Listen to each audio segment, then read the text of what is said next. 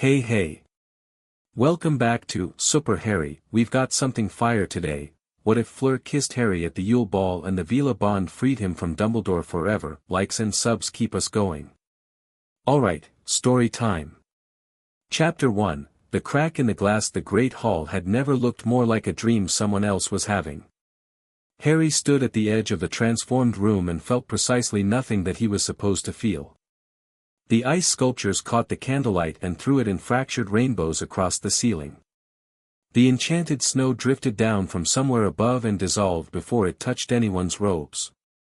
The weird sisters were setting up on the stage at the far end, and everywhere Harry looked there were couples who seemed genuinely delighted to be here, dressed in their finest, laughing at things that were actually funny rather than just filling the silence.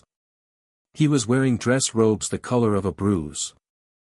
Parvati Patil had stopped speaking to him approximately 40 minutes ago, which was 40 minutes after they'd sat down together and 20 minutes after she'd realized that he had absolutely no intention of asking her to dance. It wasn't malicious. It was just that Harry kept scanning the room with the specific, exhausting anxiety of someone waiting for something bad to happen, which was more or less his permanent state of being and had been for as long as he could remember. "You could at least pretend," Parvati said, which technically broke the silence but only to officially confirm she was annoyed. "Sorry," Harry said. "You've said that 4 times. Sorry." She made a sound that wasn't quite a word and turned to talk to Padma, who was having an equally miserable time across the table with Ron, who had been glaring at the Durmstrang delegation for 20 solid minutes with an expression like someone had personally insulted his mother. Which, Harry realized, was approximately what was happening, in Ron's mind at least. Victor Crumb sat at the champions' table surrounded by an orbit of admiring faces, and beside him, drawing light the way a prism does, gathering it and throwing it back changed, was Hermione. She was wearing robes Harry had never seen before, deep periwinkle blue, and she'd done something to her hair that made her look like a different person, or maybe just like the person she actually was when she wasn't surrounded by homework and stress. She was laughing at something Crumb had said, actually laughing, her head tilted back, and Ron looked like he was slowly turning to stone. "She looks nice," Harry offered. "Don't," Ron said. Harry didn't. The food was extraordinary in the way that Hogwarts food always was, somehow exactly what you wanted even before you decided you wanted it, and for a while Harry let himself just eat, which was one of the few activities that required nothing from him emotionally. Around him the hall swelled with music and movement as couples moved onto the dance floor, and the weird sisters kicked into something with a deep, rolling rhythm that Harry felt in his back teeth. He was watching a 4th-year couple attempt a spin that went badly wrong when he saw Fleur Delacour.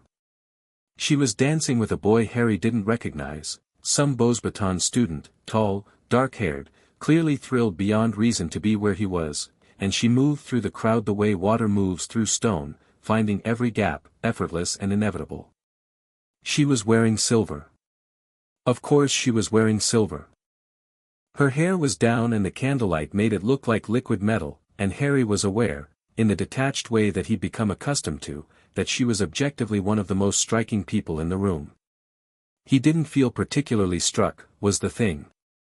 He'd noticed it before, the way she made other people act strange, the way boys tripped over their own feet and girls got their expressions confused and even adults sometimes faltered when she walked past. The Vila effect. He knew the theory. Bill Weasley had explained it to him once, clinically, the way you'd explain why certain mushrooms were poisonous. It's not real attraction, Harry. It's magic wearing the costume of attraction. The trick is knowing the difference. Harry had always been able to tell the difference, which he'd vaguely assumed meant something was wrong with him. But right now, watching Fleur spin away from her partner and say something that made the boy laugh even as she clearly lost interest in continuing the dance, Harry felt something he couldn't immediately name. Not attraction exactly. More like the feeling before a storm, when the air changes and your skin knows something your brain hasn't caught up with yet. He looked away. Parvati was now fully engaged with Padma in a conversation that pointedly excluded him. Ron had achieved a new level of stone-faced misery. The weird sisters launched into something faster and the dance floor got louder and more chaotic, and Harry did what he always did in loud, chaotic spaces, he found a wall. The wall in question was near the entrance to one of the side corridors, half-shadowed, and he'd been standing there for approximately 6 minutes, nursing a goblet of pumpkin juice and watching the room with the expression of a boy who has long ago made peace with the fact that parties are simply something that happens to other people, when someone appeared beside him. "You are watching like you are counting the exits," Fleur Delacour said. Harry looked at her. Up close she was less otherworldly than at a distance, which was surprising. There were very faint lines at the corners of her eyes from squinting, probably against the alpine sun, he thought randomly. She was looking at the dance floor rather than at him, which made it easier. "Old habit," he said. "From what?" "Surviving things." She turned to look at him then, a quick assessment that felt nothing like the way most people looked at him. Most people looked at him and saw the scar first. Fleur looked at him and seemed to be doing arithmetic. "You don't like this," she said. "Not the party. The whole architecture of the evening." "I don't like most things I'm required to attend," Harry said, and then felt vaguely surprised at himself for saying it. Fleur made a sound that might have been a laugh. "Yes. This is the same." She tilted her head toward the door. "I am thinking of leaving soon. My partner is very nice but also very committed to the experience." "Is that bad?" "It is bad when the person who is committed is not you." Harry looked at her again. She was watching a cluster of dancers near the stage with an expression he recognized, not boredom exactly, more like the specific tiredness of someone who has been performing a version of themselves for so long that they've forgotten it's a performance. He'd spent 14 years making that face. "Why did you come over here?" he asked. "Because you looked like the only person in this room who was also not pretending," she said simply. Then, before he could respond, she added, "And because I wanted to ask you something." "Okay. In the first task." She paused, choosing words carefully. "You flew. Not just, you didn't simply fly to retrieve the egg. You were angry. I could see it from where I was standing. Whatever you felt in that moment, it came through. In the flying. You were not performing for the crowd. Most people, in a stadium, they begin to perform. You forgot the crowd entirely." Harry thought about that for a moment. She wasn't wrong. He remembered the dragon, the hot air blasting off its scales, the crowd noise dissolving into something distant and irrelevant once the firebolt was in his hands. The crowd had stopped existing. Everything had stopped existing except the problem directly in front of him. "I don't know how to explain that," he said. "You don't need to explain it," Fleur said. It was the first time I thought you might be interesting." Something about the bluntness of it made Harry laugh, a real one, the kind that surprised him coming out. "And before that?" "Before that I thought you were a small, scared boy who was in over his head." She said it with perfect composure, no cruelty in it at all, just the flat factual tone of someone reporting a weather condition. "I still think the second part." "That's fair," Harry said. They stood in companionable silence for a moment. On the dance floor, Ron had finally stood up, and Harry watched him cut across the crowd toward Hermione and Crumb with the focused, misguided energy of a man walking into a wall he's decided to treat as a door. "Your friend," Fleur said, watching the same scene. "He is about to do something foolish." "Yes. And you're not going to stop him?" "He won't listen to me even if I do. He has to make the mistake himself." Harry watched Ron insert himself into Hermione and Crumb's orbit. Watched Hermione's expression shift from happy to careful to annoyed in about 4 seconds. "He's better than he looks when he's not being an idiot. The problem is he's an idiot about 60% of the time. The best people often are." The music shifted again, something slower, minor key, almost melancholy underneath the surface ornamentation. Couples on the floor adjusted, moving closer together. Harry watched Cedric Diggory dancing with Cho Chang with the calm, unsentimental acceptance of someone who has processed a disappointment and filed it away. He was almost proud of himself for how little it hurt. He genuinely liked Cedric. It was hard to resent someone who was straightforwardly decent. He became aware that Fleur was looking at him. "What?" he said. "You're doing it again. The counting. The exits. The things you feel and decide not to feel." She said it without judgment, which somehow made it worse to hear. "I've watched you do it 3 times in the past 2 minutes." Harry opened his mouth to say something deflecting and automatic, "I don't know what you mean," or "that's not what's happening," and found he couldn't quite make himself say it. Because she wasn't wrong, and something about standing in this corner of the hall with this specific person made the automatic deflections feel heavier than usual, like they cost more than he had right now. "It's easier," he said instead. "Yes," she said.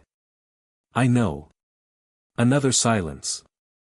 The weird sisters' slower piece built toward something, violins layering over each other, and Harry felt the strange pressurized feeling again, the storm-before-weather sensation that had started when he'd first noticed her across the room.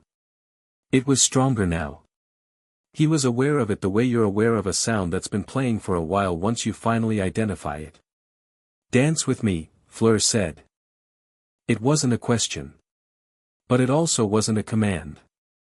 It was somewhere between an offer and a dare, stated with the matter-of-fact confidence of someone who had made peace with the fact that people usually said yes to her and wasn't certain whether that was a gift or a curse. Harry looked at her. "I'm a terrible dancer.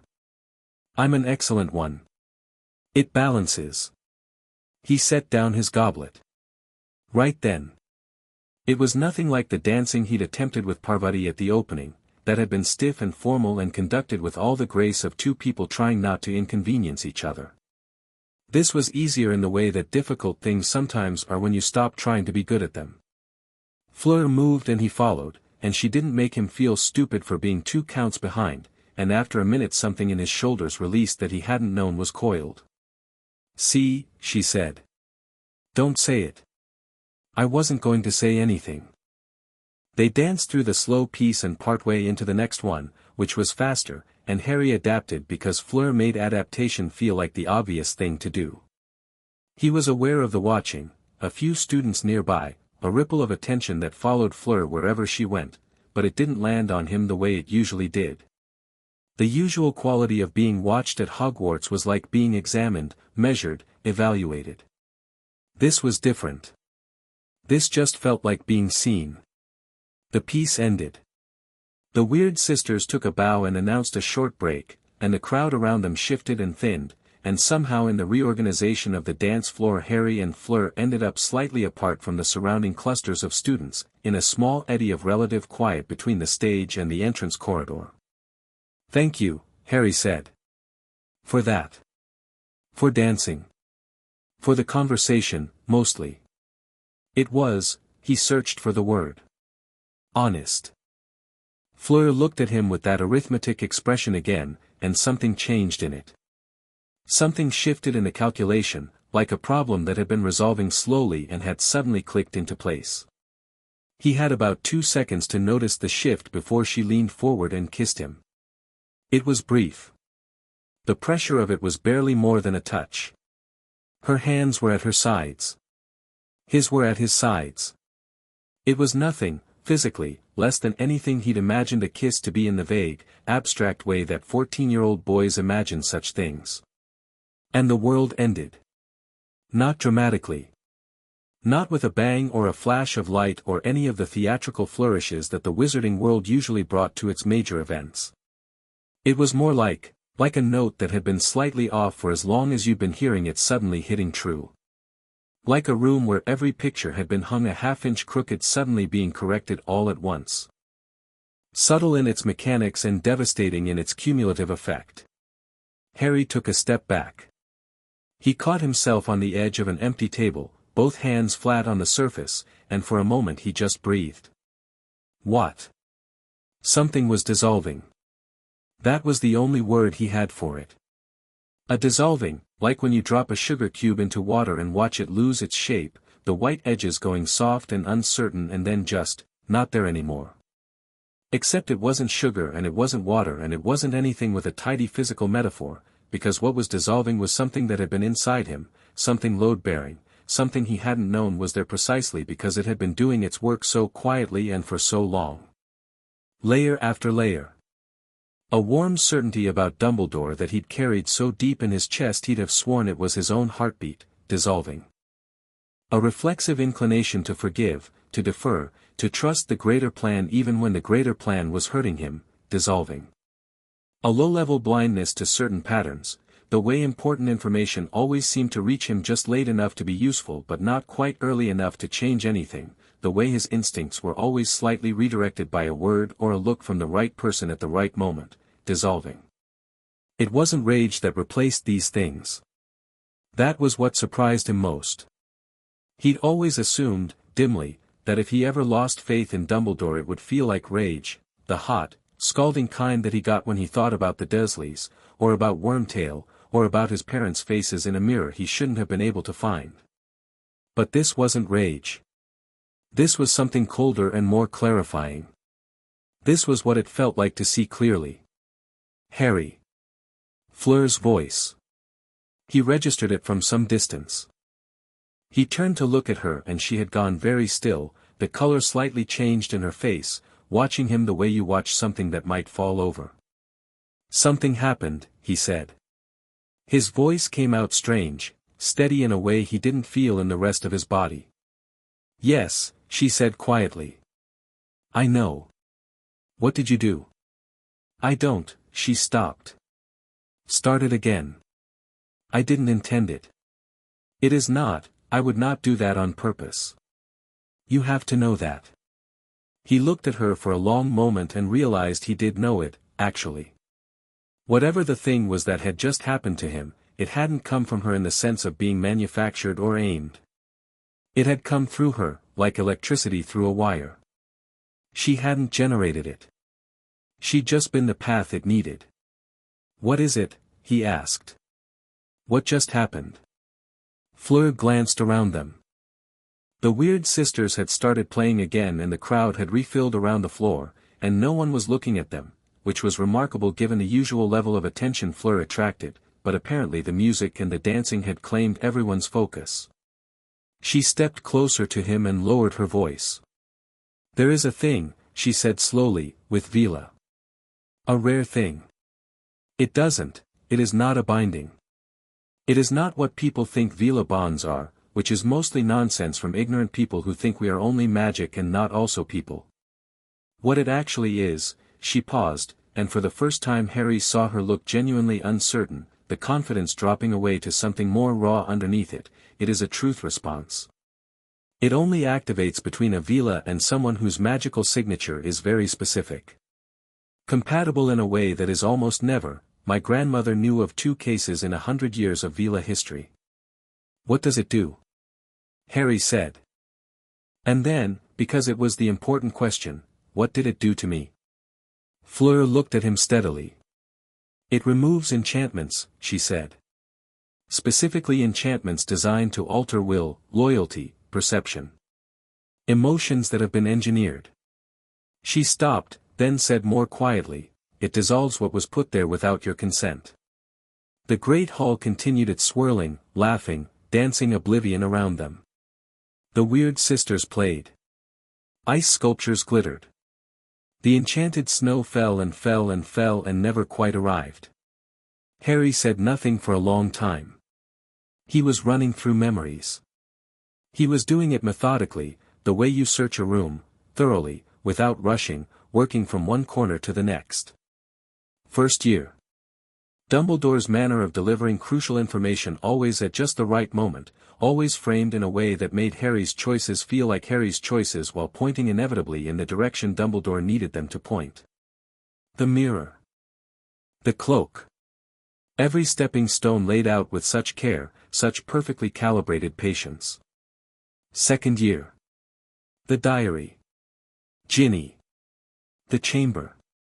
He'd been 12 and alone in a basilisk's nest with a dead phoenix and a broken hat, and no one had sent help, and the received wisdom was that Dumbledore trusted Harry that much, believed in him that much, but sitting here now, letting himself actually think about it instead of accepting the pre-packaged version, what Harry felt was something different.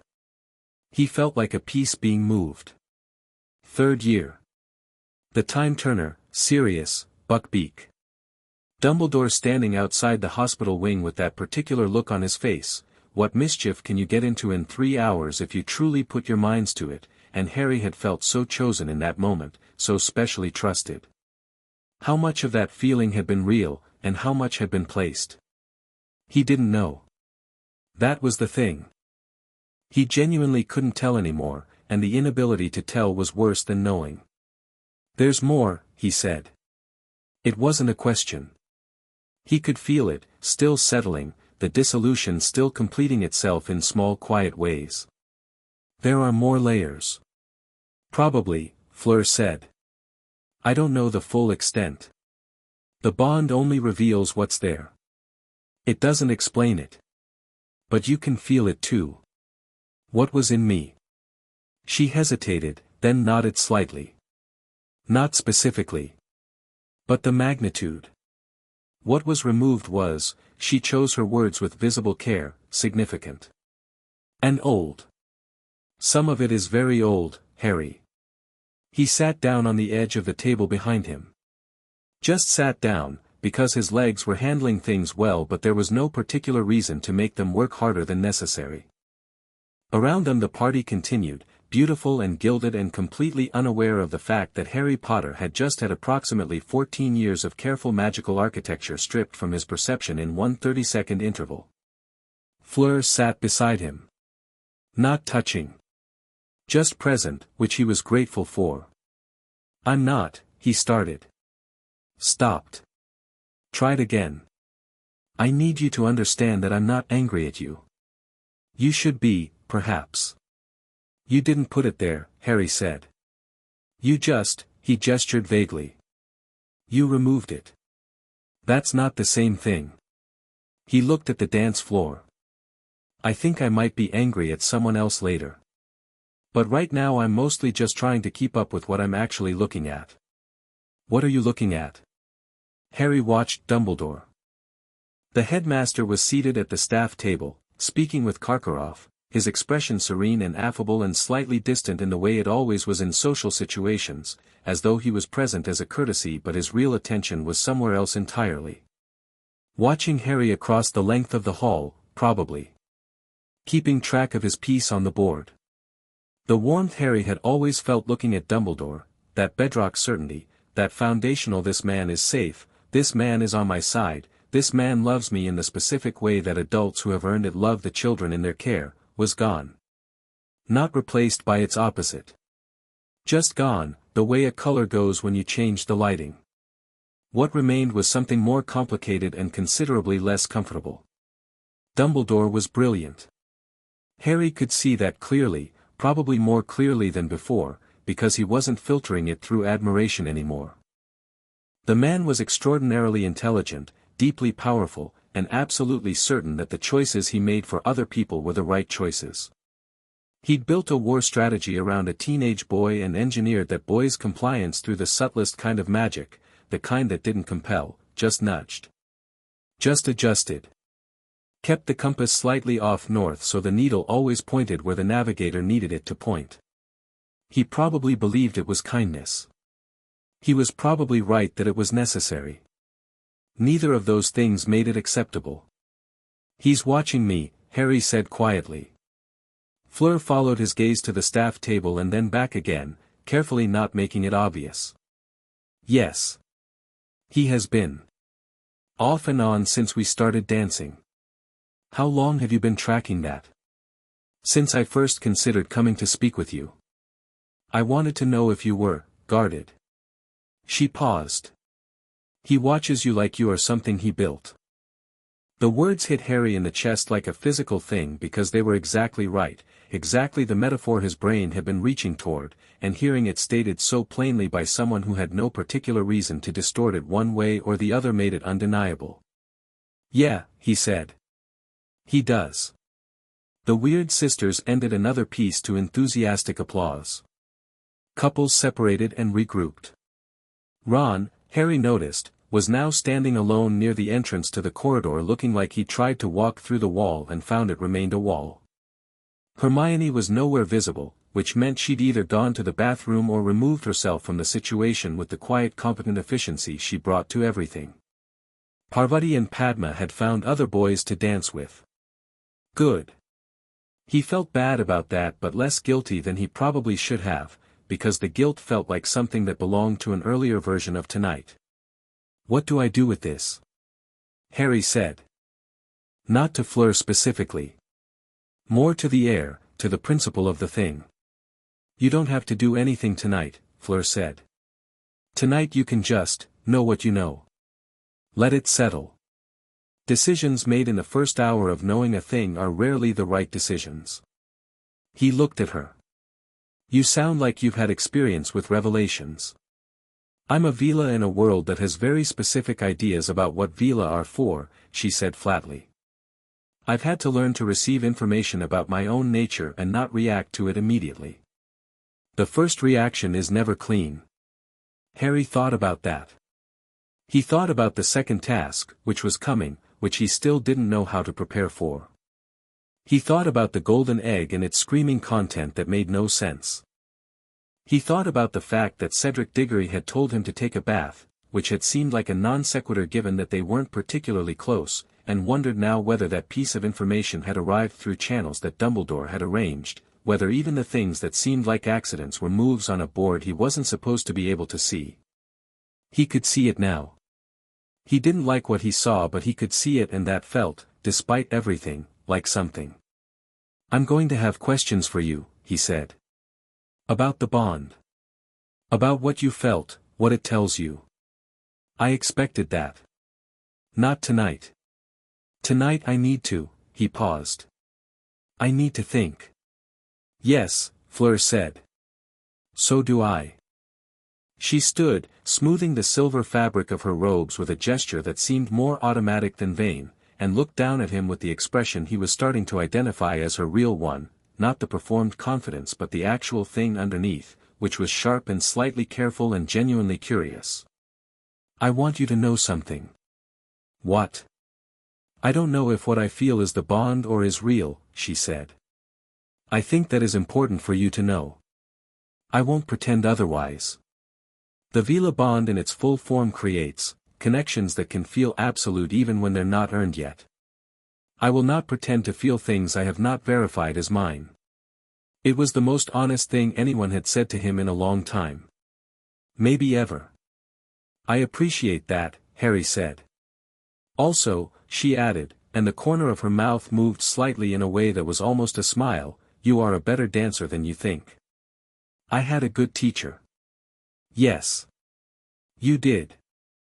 She looked out across the hall one more time, her gaze passing over Dumbledore at the staff table with the cool assessment of someone who has just identified a variable in a problem.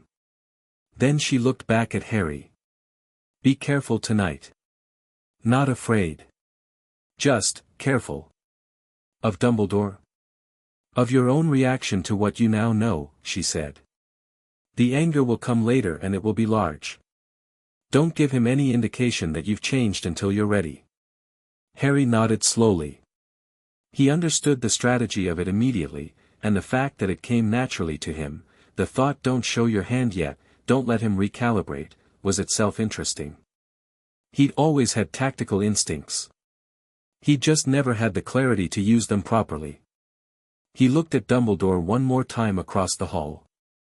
The headmaster said something that made Karkaroff chuckle, his half-moon glasses catching the light, and then he glanced, just briefly, just for a moment, in Harry's direction. The usual fond, proud look. The look that said there he is, my boy, right where I put him. Harry looked back at him with an expression he'd been wearing his whole life, neutral, unremarkable, slightly tired. For the first time, it wasn't a mask he was wearing by accident. It was one he'd chosen. The Yule ball continued around him. The ice sculptures began to melt slowly in the warmth of so many bodies, their perfect edges going soft and uncertain. The enchanted snow fell and dissolved. Somewhere on the other side of the hall, Ron was probably still staring at the wall that used to be a door, and Hermione was probably somewhere quiet and honest, and Cedric was probably dancing with Cho and not thinking about golden eggs at all. Harry sat alone at the edge of the party with his newly unshackled mind and the ghost feeling of a kiss that had lasted 3 seconds and changed everything, and he looked at the room he'd been living in for 4 years and understood, possibly for the first time, that he had never actually been its inhabitant. He'd been its prop. That was going to change. He didn't know exactly how yet. He didn't know what weapons he had or what he was willing to do or which of the people he loved were in on it and which were simply caught in the same current he'd been swept along by. He didn't know how deep the magic went or what it had cost him or what he could and couldn't trust about his own memory. But he knew something had ended tonight. And something else, something with no name yet, something that felt like cold water and open sky and the particular weight of the firebolt in his hands when the crowd fell away and there was nothing left in the world except the problem directly in front of him, had begun. He reached into his pocket and closed his hand around his wand. It hummed against his palm, warm and steady, like it had been waiting. Chapter 2, What the Mirror Shows. Harry didn't sleep. He lay in his 4-poster bed listening to the deep, even breathing of his dormitory mates and stared at the underside of the canopy above him and thought. Not frantically, that was the strange part. He'd expected the thinking to be frantic, the kind of circular, exhausting spiral he usually fell into when something was wrong. Instead it was methodical. Almost calm. Like the inside of his head had been a cluttered room for years and someone had opened every window at once. He started with the things he knew for certain. He'd been entered into the Triwizard Tournament without consenting, without being eligible by age, by a method that bypassed an age line constructed by Dumbledore himself. Dumbledore had accepted this. Had stood in the Great Hall and said the rules are clear, Harry must compete with the serene confidence of a man reading from a script he'd written himself. At 14. Against 3 17-year-old champions and whatever the tournament threw at them.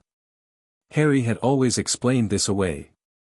Always found some logic for it. Someone had entered his name to kill him, therefore Dumbledore had to protect him by keeping him close, by keeping him in play. The logic had felt airtight at the time. It felt considerably less airtight at 2 in the morning in a dormitory at Hogwarts with the Vila bond still humming through his blood like a tuning fork that had finally found its note. Someone wanted to use the tournament to get close to Harry. That was the real logic. And Dumbledore had let it happen, had managed it, had ensured Harry stayed in the game, not because pulling him out was impossible but because keeping him in served a purpose. He was bait. He'd always been bait. He'd just never been able to hold the thought clearly long enough to actually look at it. He rolled over, pushed the curtain back, and sat on the edge of his bed. The dormitory was dark and cool, moonlight cutting through a gap in the curtains in a pale stripe across the floor. Ron's snoring was the only sound, deep and rhythmic and infuriating. Harry looked at Ron's curtained bed for a moment and felt something complicated that he set aside carefully. Ron hadn't done anything wrong tonight except be an idiot about Hermione, which was its own category of problem entirely separate from what Harry was dealing with. The question of who knew and who didn't was going to be important. He couldn't assume anything yet. He needed more information. He needed Sirius. He stood up, moved quietly to his trunk, and pulled out his Patronus notes from the drawer at the bottom, not actually notes, just the memory of the lesson, the feel of the spell. He'd sent a Patronus message once, briefly, when he was practicing the memory component of the charm with Lupin. It wasn't standard use of the spell and it required a great deal more focus than a simple casting, but he knew the theory and right now he trusted his magic in a way he hadn't quite trusted it before, as though having the constraints removed had clarified what was actually there underneath. He dressed quickly, pulled on his invisibility cloak, and slipped out. The corridors at this hour were his. He'd navigated them enough in 3.5 years that he knew which stairs moved and when, which corridors had patrol patterns, where the ghosts tended to drift at night. He moved through the castle like he belonged to it rather than being managed by it, which was a distinction he was only now beginning to understand. He ended up in the astronomy tower, which was high enough and open enough that a Patronus could get clear line of sight to wherever Sirius currently was, Buckbeak's cave in the mountains, probably, somewhere in Scotland where it was dark and cold and the mountains didn't ask questions. He stood at the parapet and lowered the cloak from his shoulders and let the cold hit him. It was sharp and clean and immediately good. He pulled his wand and thought about the memory he needed, not a specific happy memory but an authentic one, which was a different thing. The distinction had taken him a long time to understand. Happy was a surface condition. Authentic went deeper. He found the memory of the first time he'd really flown, not in a lesson, not under supervision, just, flown, third year, the Quidditch pitch at dawn before anyone else was up, the firebolt responding to every thought before he finished thinking it, the sky enormous and indifferent and welcoming in a way the ground had never been. Expecto Patronum. The stag came out silver and huge and completely certain of itself, the way it always was, filling the tower with cold light. It turned to look at him and he leaned forward and said, quietly but clearly, into the silver ear, "Serious. It's Harry. Something happened at the ball tonight. I need you to know that I'm different now, the way Lupin explained can happen, from the outside. 14 years worth. I don't have the full picture yet but I know enough. I need you to know first. I trust you. I don't know who else to say that to right now and mean it completely." He paused, then added, "Right back through the usual way. I'll watch for Hedwig." The stag bounded off the parapet and dissolved into the dark air and Harry watched it go and felt the cold on his face and breathed. Different now. Yes. That was accurate. Not different like a different person. Different like a person who'd been holding their breath for 14 years and had finally, accidentally, been startled into exhaling. He stayed up there for a while. Long enough to watch the moon shift position. Long enough to turn over every thread he'd pulled so far and try to understand the shape of what they were attached to. By the time he came back down the castle was the shade of gray that meant the real dark was ending, and he slipped back into the dormitory and sat on his bed and waited for morning. He was ready when Ron's curtains opened and Ron's disarrayed head appeared and immediately said, with the unerring instinct of someone who had apparently been composing a grievance during his sleep, "She danced with him all night, you know." "Not once did she, Ron," Harry said. "What? It's 6 in the morning. So you've been awake for approximately 30 seconds and you're already upset about Hermione dancing with Victor Crumb, which is something that happened last night and is over." Ron stared at him. Something in Harry's tone had landed differently than usual, some quality in it that made Ron stop and actually look at him rather than continuing the train of complaint. "You all right?" "Not particularly," Harry said honestly. "But it's not about Crumb." "Then what?" Harry considered. He wanted to tell Ron. Ron was his best friend and had been for 3 years and he wanted to believe that meant something real and solid and not manufactured. But wanting to believe it and knowing it were still two different things this morning, and Fleur's words from last night were still sitting in him, the first reaction is never clean. "I need to think some things through first," Harry said. "Then I'll tell you. I promise." Ron looked at him for a long moment. "You're being weird." "Yes. Weirder than usual." "Probably." Ron seemed to accept this as within normal Harry parameters and went to shower, and Harry sat on his bed and thought about Hermione. He found her at breakfast, earlier than most people, alone at the end of the Gryffindor table with a book open beside her plate in a way that made it look like casual reading but actually meant she was using it as a shield. She'd been crying last night, not dramatically, but he could see the slight puffiness around her eyes that she tried to address with cold water, and he knew that Hermione's face after crying always had this specific quality of extra alertness, like she was daring the day to give her another reason. Harry sat across from her. She looked up. "Ron was awful," he said. "He was," she agreed carefully. Like she was waiting for the rest. "He was wrong to say what he said. You were allowed to enjoy yourself."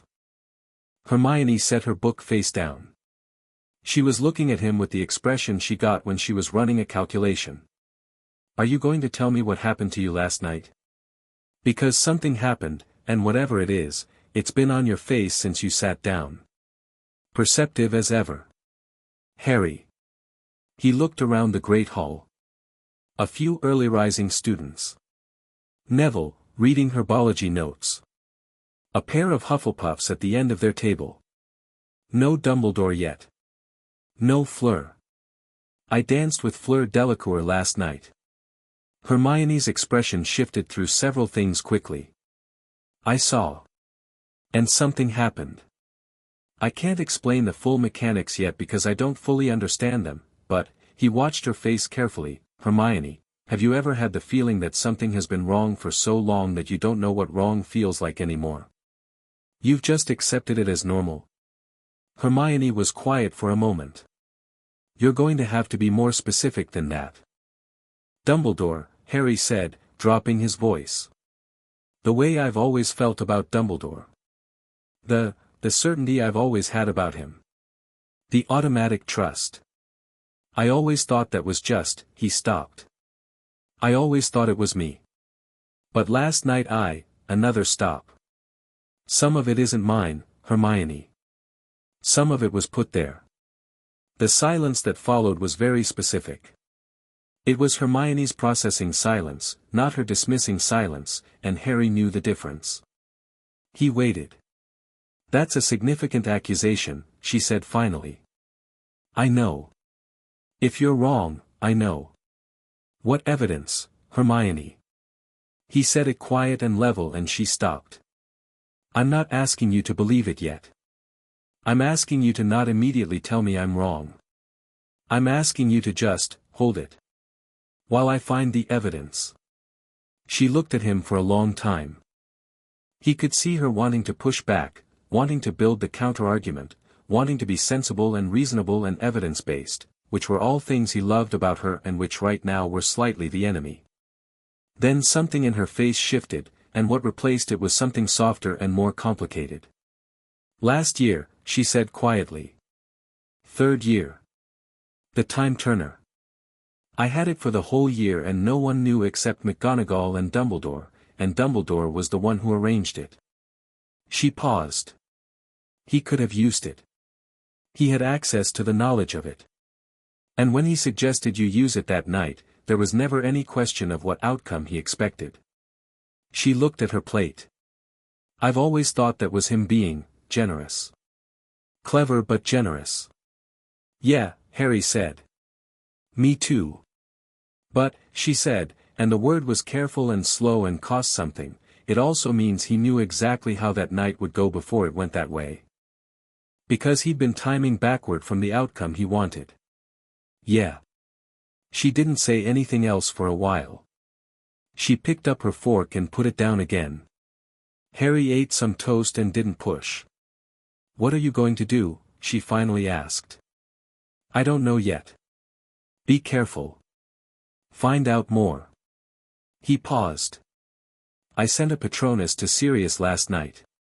Hermione blinked. You can do that? Apparently. She opened her mouth, clearly wanted to ask about the mechanics, then visibly decided this was not the priority. What did you tell him? Enough that he'll know I've, Harry searched for the word, woken up. He'll respond. And Fleur Delacour? Harry looked at her.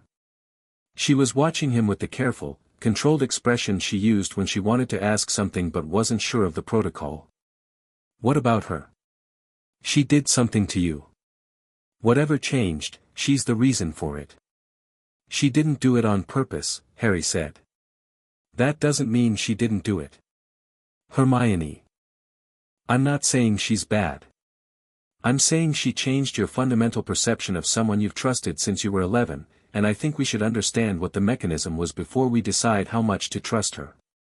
It was a fair point. It was a genuinely intelligent, reasonable point, and the fact that Harry's first instinct was to defend Fleur was itself worth examining. You're right, he said. And I agree. That's why I want to understand the bond better. Which means I need to talk to her. Hermione said. Harry looked at her. We need to talk to her, Hermione said firmly. You're not doing this alone. I know that's how things usually work around here, but I'm telling you clearly, Harry, that is not how this is going to work. Something in Harry's chest loosened. He'd been carrying the weight of last night alone for 6 hours, and the simple offer of someone sharing it, not a magic bond, not a revelation, just Hermione being exactly who she was, made it lighter in a way that was entirely human. "Yeah, all right," he said. They found Fleur in the library at 10 in the morning, which Harry had predicted on the grounds that people who were dealing with significant information tended to go to libraries. She was in a back corner with 3 books open in front of her and a 4th in her hands, and she looked up when they arrived with the expression of someone who had been expecting them, maybe not this soon but at some point. She looked at Hermione. Hermione looked back at her. "Hermione Granger," Harry said. "She knows. She's helping." Fleur assessed Hermione for about 4 seconds. "You are the one who solved the age-line riddle in first year using theoretical arithmancy." Hermione blinked. Yes, technically, I did work out that Dumbledore's casting had a gap in the temporal component, but I never told anyone. Your reputation at Beauxbatons is quite specific," Fleur said, not unkindly. "Sit down." They sat. Fleur turned the book in her hands around so they could see the page, dense French text with diagrams at the margins, botanical-looking drawings that turned out, on second look, to be depictions of magical energy fields. "I have been reading," Fleur said, which was obvious, about the Vila Veritas bond. "It is more documented than I was told." "Which is itself interesting." "Why interesting?" Hermione asked. "Because the documentation exists primarily in texts that are very old and very French and have never been translated to English.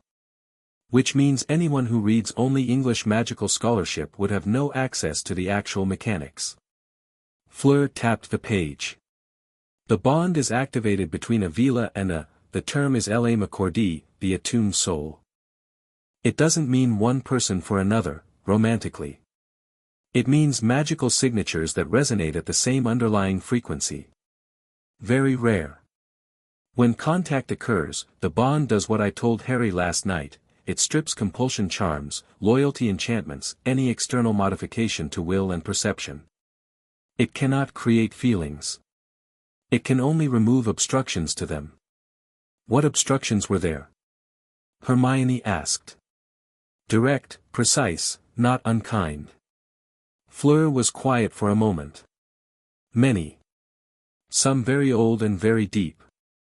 Some more recent.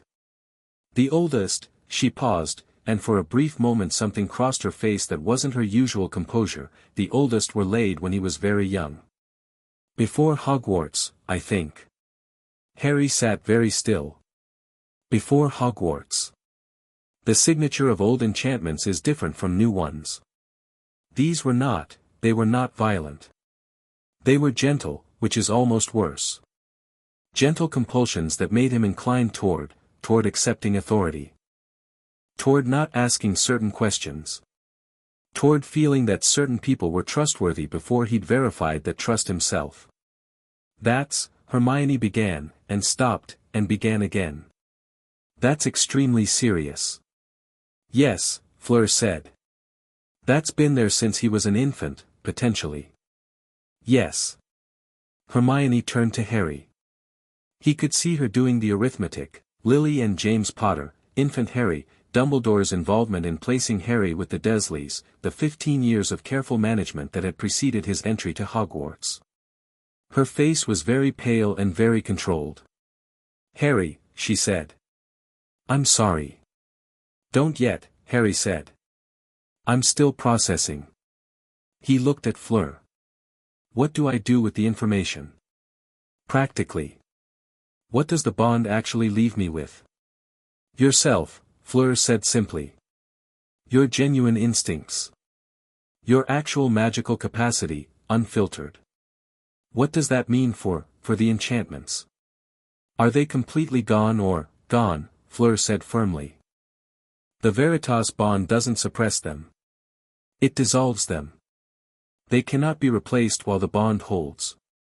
The bond holds indefinitely, but strengthens with proximity between the two parties." She looked at Harry, then quickly away. "That is a consideration." "Meaning we need to stay close," Harry said. Or the peripheral effects gradually, Fleur paused. They don't return. But the clarity of what was removed becomes less sharp.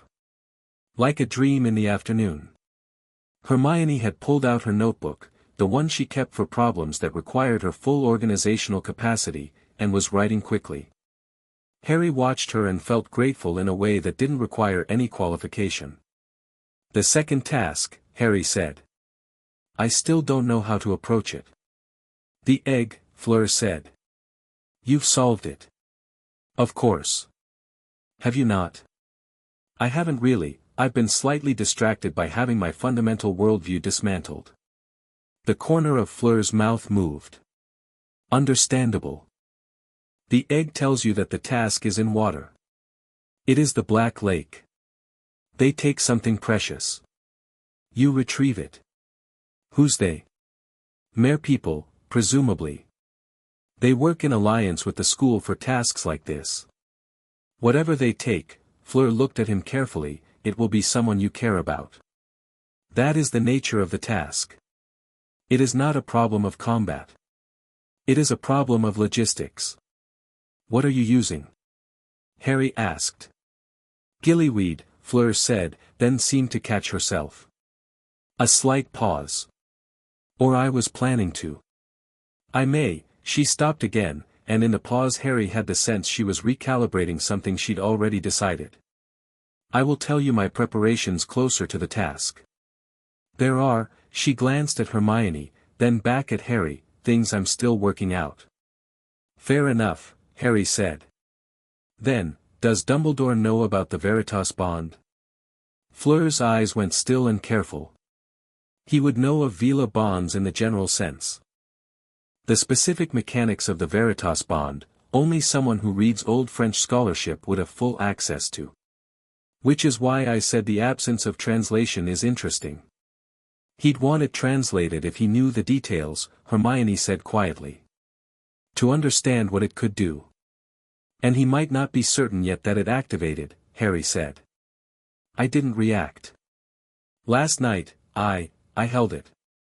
He looked at his hands. I didn't show him. Fleur looked at him with something new in her expression. Not quite pride. Something more contained than that but in the same family. Good. He'll figure it out eventually. Eventually is not yet, she said. And yet is when we work. Hermione looked up from her notes. What exactly does we mean in this context? What is the bond relationship between the two of you going to require that will be visible to other people? Fleur and Harry looked at each other. It was, Harry thought, a genuinely good question. The bond created a pull, he could feel it, had been feeling it since the moment the dissolution happened, a kind of orientational gravity that meant he was always slightly aware of where Fleur was in a room without actively tracking her. He didn't know yet what that looked like from outside. Proximity helps the clarity, Harry said. We've established that. So you'll need to spend time together, Hermione said. We're both champions, Fleur said. Training overlap is logical. Expected, even. There is nothing unusual about champions from different schools occasionally working together, especially this close to a task. Victor Crumb will have thoughts about that, Hermione said, very carefully neutral. A small silence. Victor Crumb is not a consideration in this conversation, Fleur said, equally neutral. Hermione made a small, precise note. Harry decided not to examine that exchange too closely. The library door opened at the far end and a group of third years came in with the lost, overwhelmed energy of students with a large assignment and no idea where to start. Madame Pants descended on them immediately and the quiet corner where they were sitting remained untouched. I need to tell you something else, Fleur said. She was looking at the tabletop now, which was unusual for her. She generally directed her gaze like a tool, deliberate and purposeful. When the bond activated, I told you it reveals what was placed without consent. That is true. But the other part of the Veritas bond, the part the French texts are much less comfortable discussing openly, is, she paused. It also reveals what's genuine. On both sides. I felt what was genuine in you when the compulsions dissolved. She looked up. Not everything. Not memories or private thoughts. Just the quality of it. Who you actually are underneath everything that was put there. And? Harry said. And it was a great deal larger than the space it had been given. Harry sat with that for a moment. He didn't know exactly what she meant and he knew she wasn't going to elaborate and he found he was all right with that. The information could settle at its own speed. The same applies in reverse, Fleur continued. You would have felt something about my genuine nature. Even if you didn't consciously register it as separate from, the kiss? Harry said. The kiss, she confirmed. I trusted you immediately, Harry said. Before I had any reason to. That was it. Yes. Is that the bond or is it real? That, Fleur said, is the question that will take more than a night to answer. And I think honest people should admit that and keep working anyway. She closed the books in front of her, one at a time, methodical. For now, we are allies. That much is clear and verified. Everything else is, still forming. Harry nodded. That felt right. It felt like something he could work with. Allies was concrete. Allies was action. Everything else could come later, could earn its name when it was ready. Hedwig arrived at 4 in the afternoon, which was impressive given the speed of Patronus messaging and the distance Sirius was likely covering to get close enough to a postal route. She landed on Harry's dormitory windowsill with the letter held carefully and a look that clearly communicated she expected a treat. The letter was written in Sirius's handwriting, which was large and slightly dramatic even when he was trying to be careful. Harry, I read your message 3 times and I'll tell you what I told no one because I wasn't sure if you'd hear it through everything. I've known for a long time that Dumbledore's affection for you is also management. I've watched him do it to others. James never saw it because he genuinely was everything Dumbledore needed him to be without any engineering, but there were others in the Order who weren't quite right until they were. I never had proof. I wasn't going to say it without proof and I wasn't going to say it while I was running and you were 11. But you're not 11 anymore. I need you to do something for me. In my mother's old bedroom at Grimmauld Place, 3rd drawer down in the nightstand, there's a compartment with a false bottom, a sticking charm on the lining, finite incantatum opens it. I stored something there a long time ago before everything went wrong. Notes from the Order's early days. Names. Patterns. I didn't know what I was seeing then. You might. Don't go alone. Don't go without your cloak. And for the love of everything, don't let Dumbledore find out you've been there. I love you. Be careful. Be yourself. Sirius. Harry read it twice. Then he folded it carefully, went to his trunk, found the loose brick at the bottom left corner, and tucked it under it. He stood up, turned around, and found Ron standing in the doorway looking at him with the expression of someone who has been standing there long enough to know that what he's watching matters. Harry, Ron said. What's going on? Harry looked at his best friend. Ron, who'd been there from the first train ride, who'd played chess against life-size pieces for him, who was loyal in the clumsy, unerring way of someone who didn't know how to be anything else. Ron, who snored and said stupid things about Crumb and Hermione and occasionally had the emotional intelligence of a biscuit but would also, Harry knew without any compulsion charm required, stand in front of a killing curse if it came to that. Sit down, Harry said. This is going to take a while. He told him. Not everything, not Sirius's letter, not the plan, not the parts that were still forming. But the core of it. Dumbledore, the enchantments, the Vila bond, the dissolution. He told it plainly, without embellishment, watching Ron's face move through disbelief and anger and something heavier than both that settled in the jaw and the eyes of someone confronting a thing they'd always half known. When Harry finished, Ron was quiet for a long time. The dormitory was dimming toward evening, the light going orange and warm through the windows, and the sounds of the castle below them were distant and ordinary. He put things in your head, Ron said finally. Not a question. Yes. Since you were a baby. Seems like it. Yeah, Harry said softly. I'm writing it now, Harry said. The simplicity of it surprised him. No anger in the saying of it. Just fact. Ron looked up at him. His jaw was set and his eyes were bright, and he looked, Harry thought, more like the chess player he actually was than the uncertain, jealous boy he sometimes let himself become. Right then, Ron said. What do you need? Harry almost smiled. I need someone who knows how to think 12 moves ahead. I'm your man, Ron said, without any trace of false modesty, because in this particular area he wasn't being modest, he was simply right. When do we start? We already did, Harry said. Outside, the winter dark came down over Hogwarts and the lake and the mountains, and in his office above the school Albus Dumbledore sat by his window and looked at the grounds below with the expression of a man listening for a note he expected to hear and finding, in its absence, the first small thread of something he couldn't quite name yet but already, at his level of intelligence and experience, found troubling. He picked up his wand. Set it down again. Picked up the small silver device on his desk that tracked the enchantments attached to his more important pieces, and looked at it for a long time. It was doing something he had never seen it do in 14 years of careful work. It was entirely still. Chapter 3, The Wand Knows. 3 days after the Yule Ball, Harry blew a hole in the wall of the room of requirement. It wasn't intentional, exactly. He'd been practicing the Reducto Curse, a spell 2 years above his supposed level, one he'd pulled from a 6th-year textbook Hermione had procured with the specific efficiency of someone who has decided to be useful and refuses to be deterred, and the first 2 attempts had been correct in form but thin in output. The third attempt had been neither.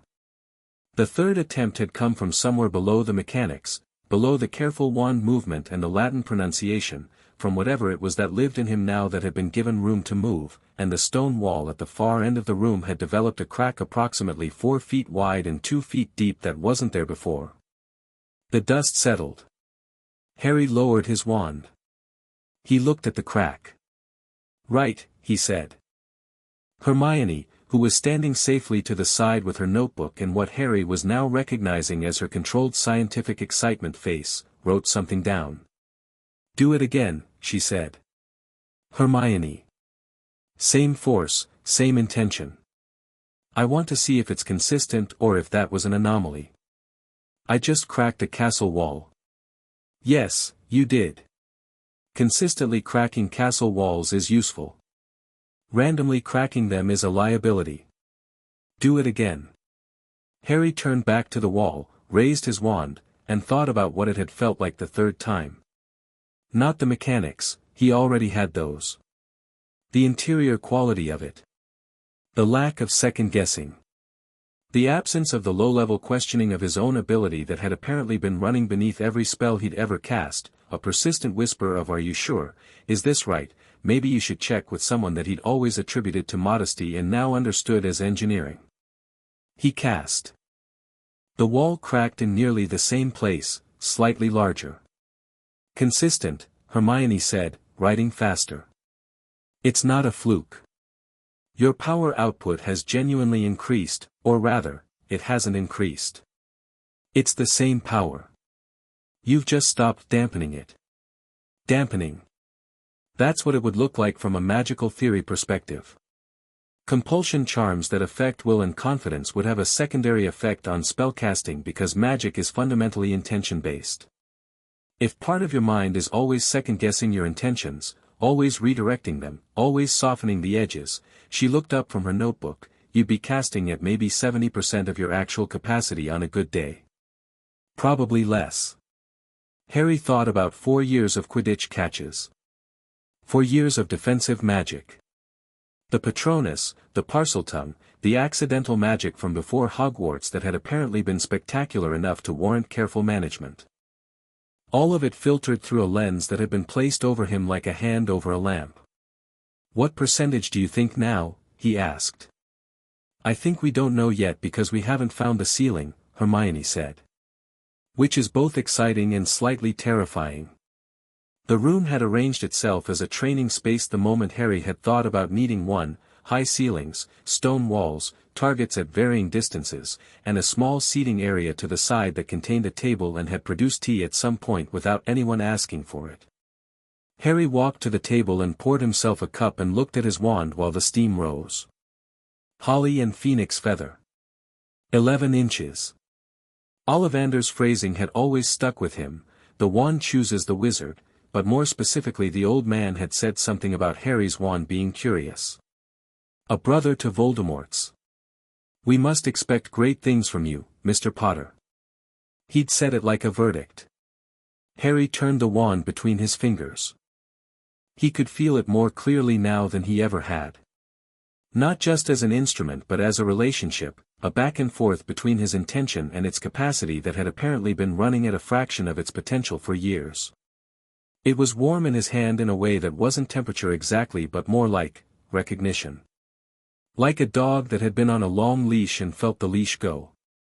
The door to the room opened and Fleur came in, closing it behind her. She was in her Beaux Batons uniform still, though she'd replaced the obscenely thin outer layer with a heavier robe, and she was carrying a book under one arm and had the expression of someone who has been moving quickly and is taking a moment to recalibrate. Good, she said, looking at the damaged wall. You've been practicing. Is it obvious? The stone wall with 2 large holes in it suggested it. Hermione stood up from her chair. How did you find this room? I needed a room, Fleur said, with the calm simplicity of someone who doesn't see this as remarkable. The castle gave me one. It has been doing that since I arrived, actually. I assumed it was the nature of the building. Hermione and Harry exchanged a brief look. The room of requirement had apparently decided Fleur was a consistent enough presence in Harry's orbit to simply start responding to her as well, which was interesting in its own right. I've been reading further about the bond, Fleur said, taking a seat and opening her book on the table. There are side effects that I want to tell you about before they happen rather than after. That's a slightly concerning way to open a conversation, Harry said. Yes, it is. She found the page she wanted. When the Veritas bond is established between an aim-accordi pairing, there is a secondary phase that usually begins 4 to 7 days after initial activation. The French term is réveil profond. Deep awakening. She looked at Harry. It is not the dissolution, that happened already and is complete. This is, the bond begins to actively resonate. Which means Harry's magic will continue to expand in response to proximity between us. But it also means that we will begin to experience what the texts call clarity of perception about each other. Meaning? Hermione asked. Meaning there will be moments when I know things about him that I haven't been told. And the reverse. She said it with her usual composure, but there was something underneath it, a slight tightness at the corners of her eyes. Not thoughts. Not private memories. Emotional truths. The state of each other's feelings at any given moment will become visible to each other. A short silence. That sounds invasive, Harry said. It is, Fleur agreed. I find it invasive too. I want to establish clearly that neither of us asked for this, and I think we should handle whatever we perceive about each other with the same respect we would handle any private information. Of course, Harry said immediately. Fleur looked at him, and for a moment the composure shifted the way it had at the Yule ball, just briefly, the armor finding a gap, and Harry felt something he couldn't name slide through the growing bond awareness, warm and careful and precisely the size and shape of relief. He looked away. So did she. The moment passed. There's something else, Harry said. I need to go to London. When? Hermione asked. Soon. In the next few days. Sirius's letter mentioned something at Grimmauld Place that might, there are notes. From the early order. About patterns. Hermione sat up straighter. How do you propose to get to London during term? Without Dumbledore knowing. Flew from Hogsmeade, Harry said. On a weekend. The 3 broomsticks connects to the network, I've seen it done. And I have the cloak. You'd need someone to maintain cover here, Hermione said, already thinking ahead. Ron. Ron is terrible at lying. Ron is terrible at lying to people he respects, Harry corrected. He is surprisingly functional at it when he's angry at someone. And right now Ron is angry enough at the general situation that he'll manage. Hermione considered this and found it accurate enough to not argue with. I'll come with you. I know you will. You didn't need to say that. I like to make it official. What about Fleur? Harry asked.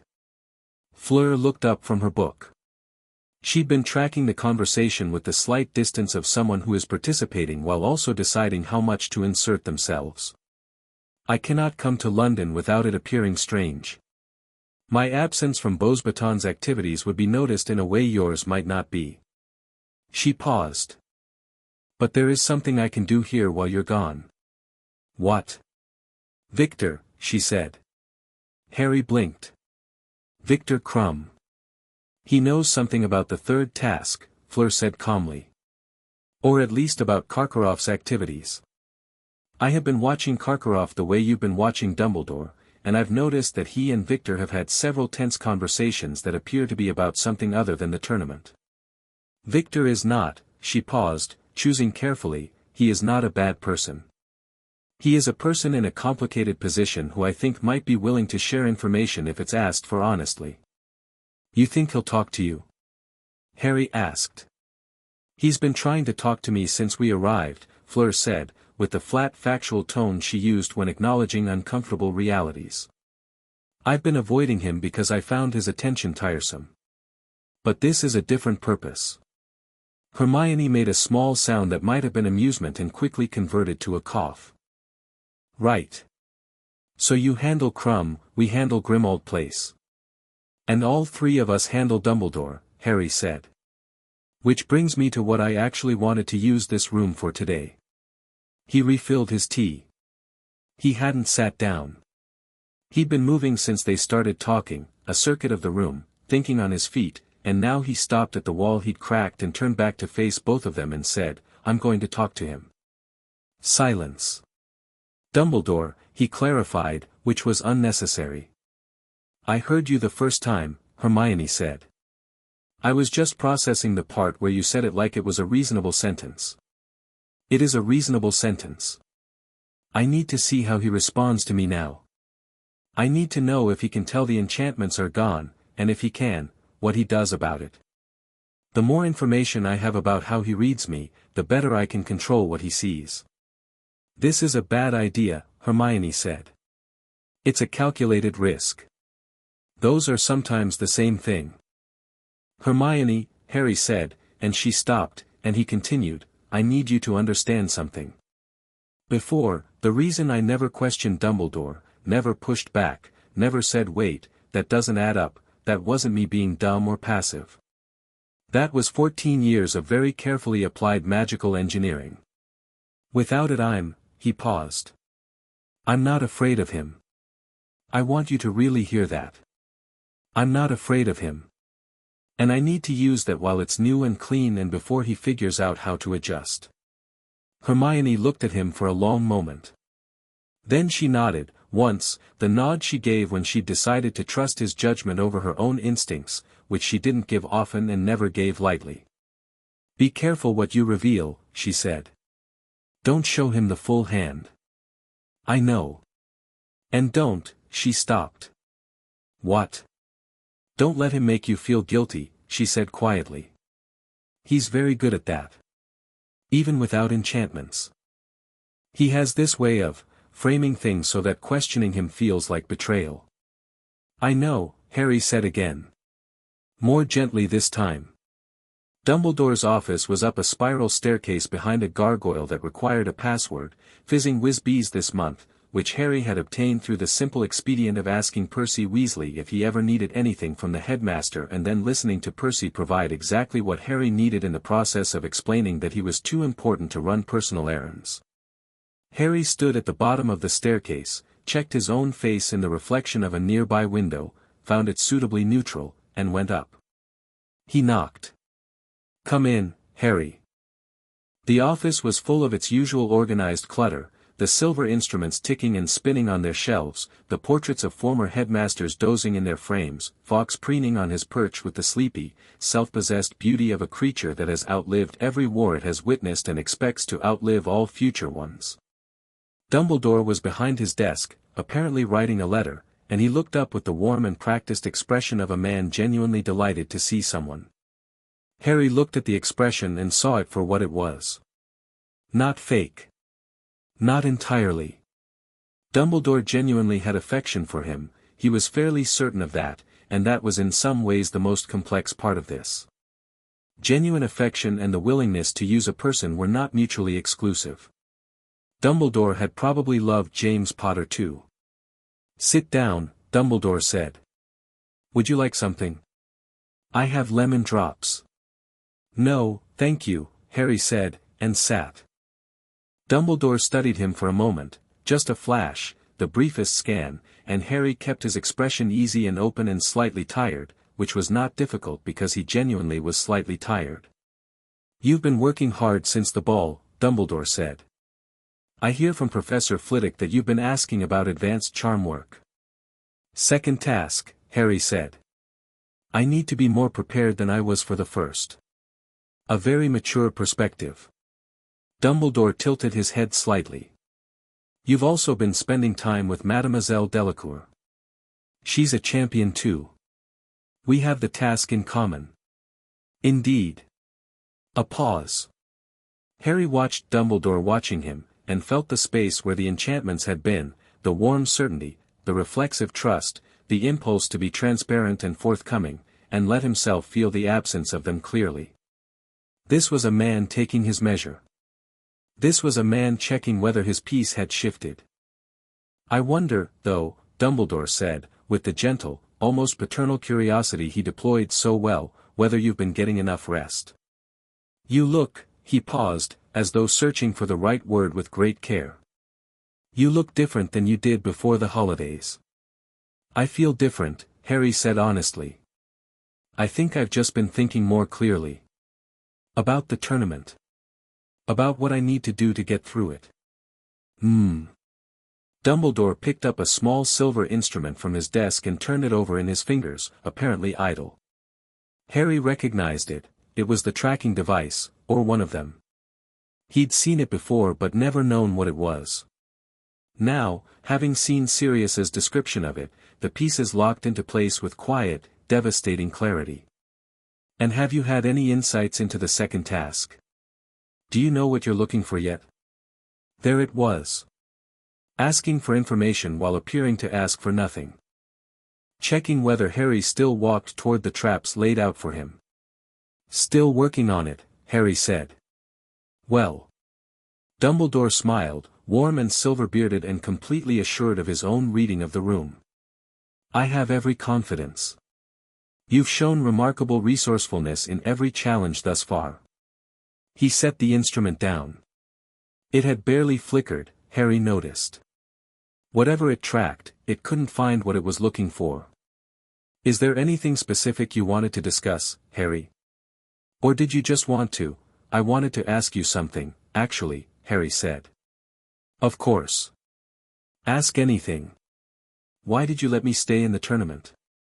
The room's small sounds continued, the instruments ticking, Fawkes shifting his feathers, the scratch of settling stone. Dumbledore's expression didn't change. It was impressive, actually. The neutrality was total. "I believe I explained that at the time. Once a champion is selected, the binding magical contract argument," Harry said. "Yes. But you created the age line, which means you understood the spell well enough to know its limits and its vulnerabilities. If someone powerful enough could enter a 14-year-old's name and make the contract binding, you were powerful enough to contest that binding." A short silence. "That is a rather sophisticated legal argument," Dumbledore said. "I've been thinking about it." "So you have." Dumbledore looked at him with something shifting behind the half-moon glasses, a recalibration, subtle and immediate, the response of a chess player who has seen an unexpected move. "The truth, Harry, is more complex than it usually is when you explain it," Harry said pleasantly. Not rudely. Not with heat. Just stating a fact. Another silence. Longer this time. Dumbledore leaned back in his chair and looked at Harry with an expression that was less readable than the ones before it, and for the first time Harry saw something that wasn't performance, something that was the man himself, the actual Albus Dumbledore underneath the warm, grandfatherly construction that Harry had been guided to love and trust. He was old. He was extraordinarily intelligent. He was used to being the most forward-looking person in every room he entered, and right now he was assessing whether he still was. "You kept me in the tournament because it served a purpose," Harry said, keeping his tone easy. "I'm not asking you to explain the purpose. I'm not even asking you to admit it. He let the sentence breathe for a moment, "I want you to know that I understand the situation better now than I did before. And I'm going to do what I need to do to survive it. That's always been the thing, hasn't it? Surviving." Dumbledore said nothing for a long moment. When he spoke, his voice was quiet and more careful than Harry had ever heard it. "You've been given some new information." "I've been thinking for myself," Harry said. "That's all." "Those can be the same thing, sometimes." "Can they?" Harry stood up. "I should get back to preparation. Thanks for the time." He walked to the door. His heart was moving at a pace that was faster than he'd like, but his hands were steady and his face was clear, and he'd made it to the doorknob before Dumbledore spoke again. "Harry." The voice was warm again. "Recollected. Deliberate. I want you to know that everything I have done has been done from love. That is not a simple thing to ask you to believe, and I am not asking you to believe it today. But it is true." Harry turned. He looked at Dumbledore across the office, across all the years and all the engineering and all the carefully managed story of Harry Potter, and said, "I believe you believe it." He went out and closed the door gently behind him. His legs carried him down the spiral staircase and out past the gargoyle and into the corridor before he stopped and put one hand flat on the cold stone of the wall and breathed. His pulse was enormous. His magic was practically vibrating through his skin, all of it pressed right against the surface, responding to the confrontation the way a fire responds to air. He hadn't exploded. He hadn't accused. He hadn't given Dumbledore anything to report or react to except the unsettling, undeniable impression of a boy who was no longer quite where he'd been left. How did it go? He turned. Fleur was at the end of the corridor, apparently between classes, holding her bag in one hand and looking at him with the bond awareness visible in her expression. She already knew some of it, he realized, could feel the emotional residue through the réveil profond they'd been warned about. She was feeling what he was feeling without needing to ask. "He knows something has changed," Harry said. "He doesn't know exactly what. Did he try to reset it? Any spell, no. I don't think he knows it's possible. He thinks I think he's attributed it to information from somewhere. A person, a book. He's going to look for the source. Will he find it? Not in any English text." Fleur looked at him carefully. "You were very calm. When you were in there. I could feel it." She said it with the slight stiffness of someone still getting used to reporting that kind of information. "You weren't frightened." "No," Harry said. "You should know," she said, "that what I felt from you in that room, it wasn't the absence of fear dressed up as courage. It was," she paused. "It was actual calm. Actual certainty. That's different." "What does it feel like different?" "Fear that performs as courage has an edge to it.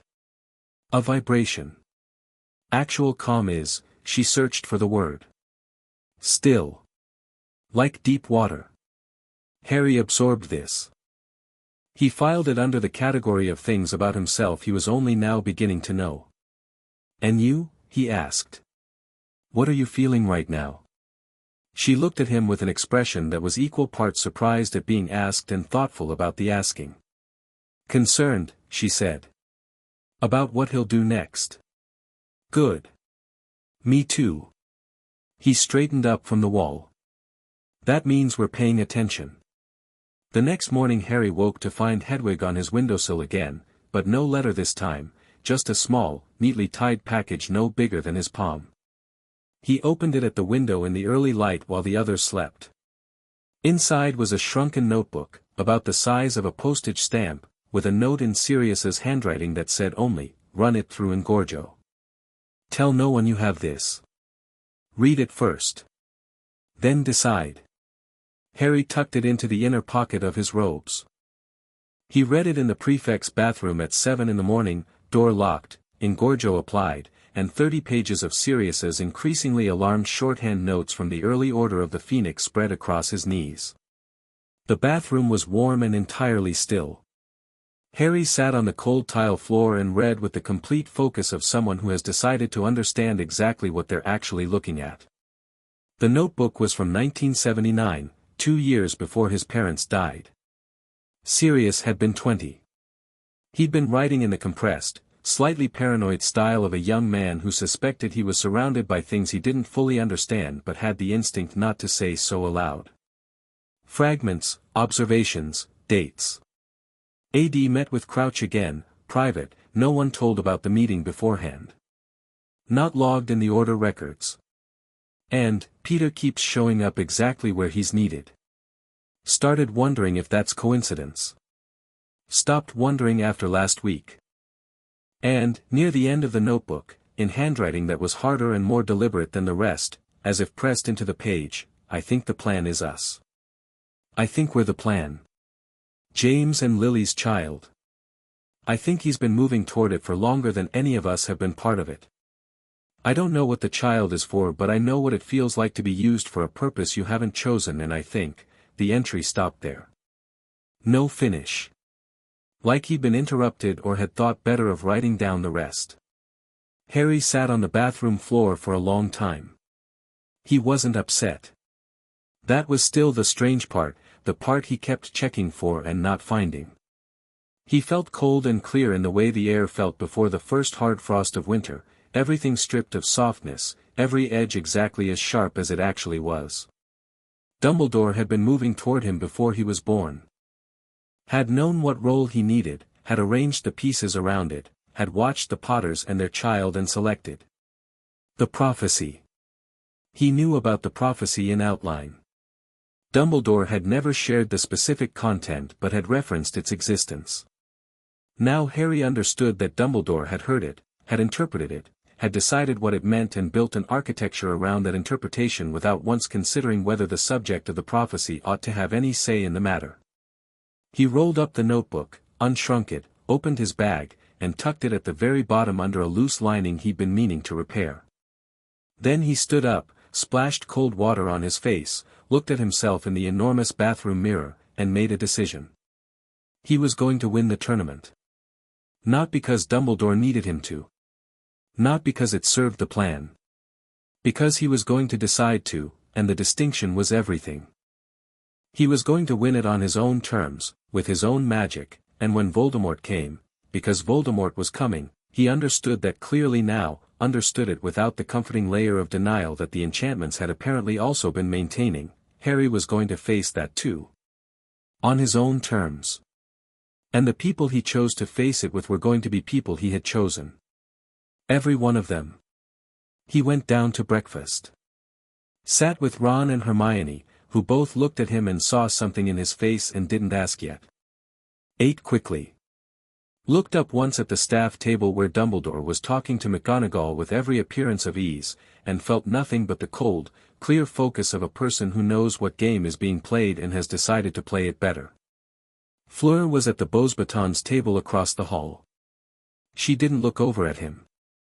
But he felt it through the bond anyway, the quiet pulse of "I know you've decided something," and he felt his own response go back to her like an answer. Yes, he thought. I have. Under the table, his wand rested against his leg, warm and ready, and the stone walls of Hogwarts creaked and settled in the morning cold, and somewhere in Scotland Sirius Black was in a cave on a mountainside thinking about a child he'd failed once and refusing to fail again, and in every direction the world was arranged against Harry Potter in ways that were elegant and long-planned and had been working perfectly for 14 years. He looked forward to seeing how they held up. Chapter 4. Below the surface. The morning of the second task arrived the way bad things usually did, cold, grey, and far too early. Harry was already awake when the alarm he'd set went off at 5:30. He'd slept 4 hours, which was enough. He'd spent the remaining hours lying in the dark running through the plan the way you sharpen a blade, slow, deliberate, checking every edge. By the time the first grey light came through the dormitory windows he'd stopped running through it because there was nothing left to check. The plan was as good as it was going to be. He dressed quietly, left Ron snoring, Ron who had pulled him aside the night before and said, with the focused intensity of someone who has spent a week thinking about one thing, "I've worked out the chess of it, Harry, the whole board, and I want to tell you before tomorrow," and slipped down to the common room. Hermione was already there.